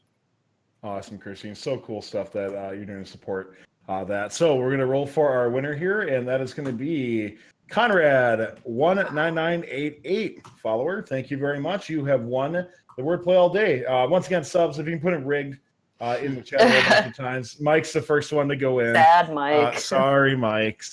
But congratulations, Conrad. You do need to shoot me a PM either on Twitch here during the show. Otherwise, please contact me in Discord or Facebook. But congratulations. Mm-hmm. Mike's like, I wasn't even busy. I stayed away from the show just so I could win. Dang. Sad times. All right. That's going to be a wrap for the FRC Top 25. Guys, it's been an amazing year. I mean, so much more to come, by the way. We're going to get into that in a second. But thank you to everybody for just stepping up, growing fun even more, guys. We keep growing, and it's because of you. And hopefully you just keep telling more people to come watch our content. And, I can tell you guys in the future, I promise you, this is going to be a place that you want to go to get content that is no BS. We're not the first propaganda machine. You don't need to worry about that cranking out in the future. You come to fun, and we will give you the honest truth about things so you can talk about what you want and not have to worry about anything. We're looking forward to continuing our vision in the future to keep it that way because we believe that you deserve a voice in first. Keeping it real. Yep. For sure. And we're going to continue to have so many great shows. One that I'm excited about. Weekly on Tuesdays at 8:30 p.m. Next week, I'm so excited for this. We'll have Let's Draw Robots with guest Cory Bounds, the amazing game announcer you heard at Ford Field for the Detroit finals. And she was the voice of the Carson Division finals last year. She is like my biggest favorite game announcer ever besides Dave Verbrugge and Mark Leone, but modern day game announcers. She's amazing. So be sure to, pencil that in for next Tuesday night. And don't forget to join our Discord and like us on Facebook to stay up to date on all things fun. Yeah, thank you everybody who has watched. And once again, just tell people about what's going on. I mean, if you have a couple bucks to spare, we'd love to have it. We're supported by you. So we'd love to have that to continue moving forward. A lot of people ask me what's next for fun, what's coming up for it. Is fun going to be, a big time thing we want to go? And honest answer is we're not sure yet. We'd love to hear your feedback on where we can go. If this is more of a lack of a better term hobby that we put in, that we are supported by you, or do we start going after bigger sponsors to try to keep making this program greater and greater? I will always be transparent with you on that. And right now I tell you that's what the summer is going to be. So we can figure that out. So shows weekly, as Christine mentioned, on Tuesdays, 8:30 p.m. Eastern. But the rest of the time, we're going to be figuring out what we want to do to continue growing fun. And we'd love to have your feedback on that as well. So make sure you pop in the Discord so you can let us know. Thank you to everybody who has subscribed, and thank you everybody for their bits, especially that amazing $5,000 or 5,000 bits donation earlier from KRTNJK for 5,000 bits. Absolutely incredible. Thank you so much. Guys, that's going to be it for the FRC Top 25 for this season. As Christine said, more shows still to come on Tuesdays. But on behalf of myself, Mike, Justin, Christine, our producer behind the scenes, Nick, I'd like to thank you for tuning in. And thank you for allowing us to produce things for you. We'd love to do so, and we will keep doing it in the future. Thanks to all of our moderators in chat. And with that said, guys, we'll see you next time on First Updates Now. Talk to you then.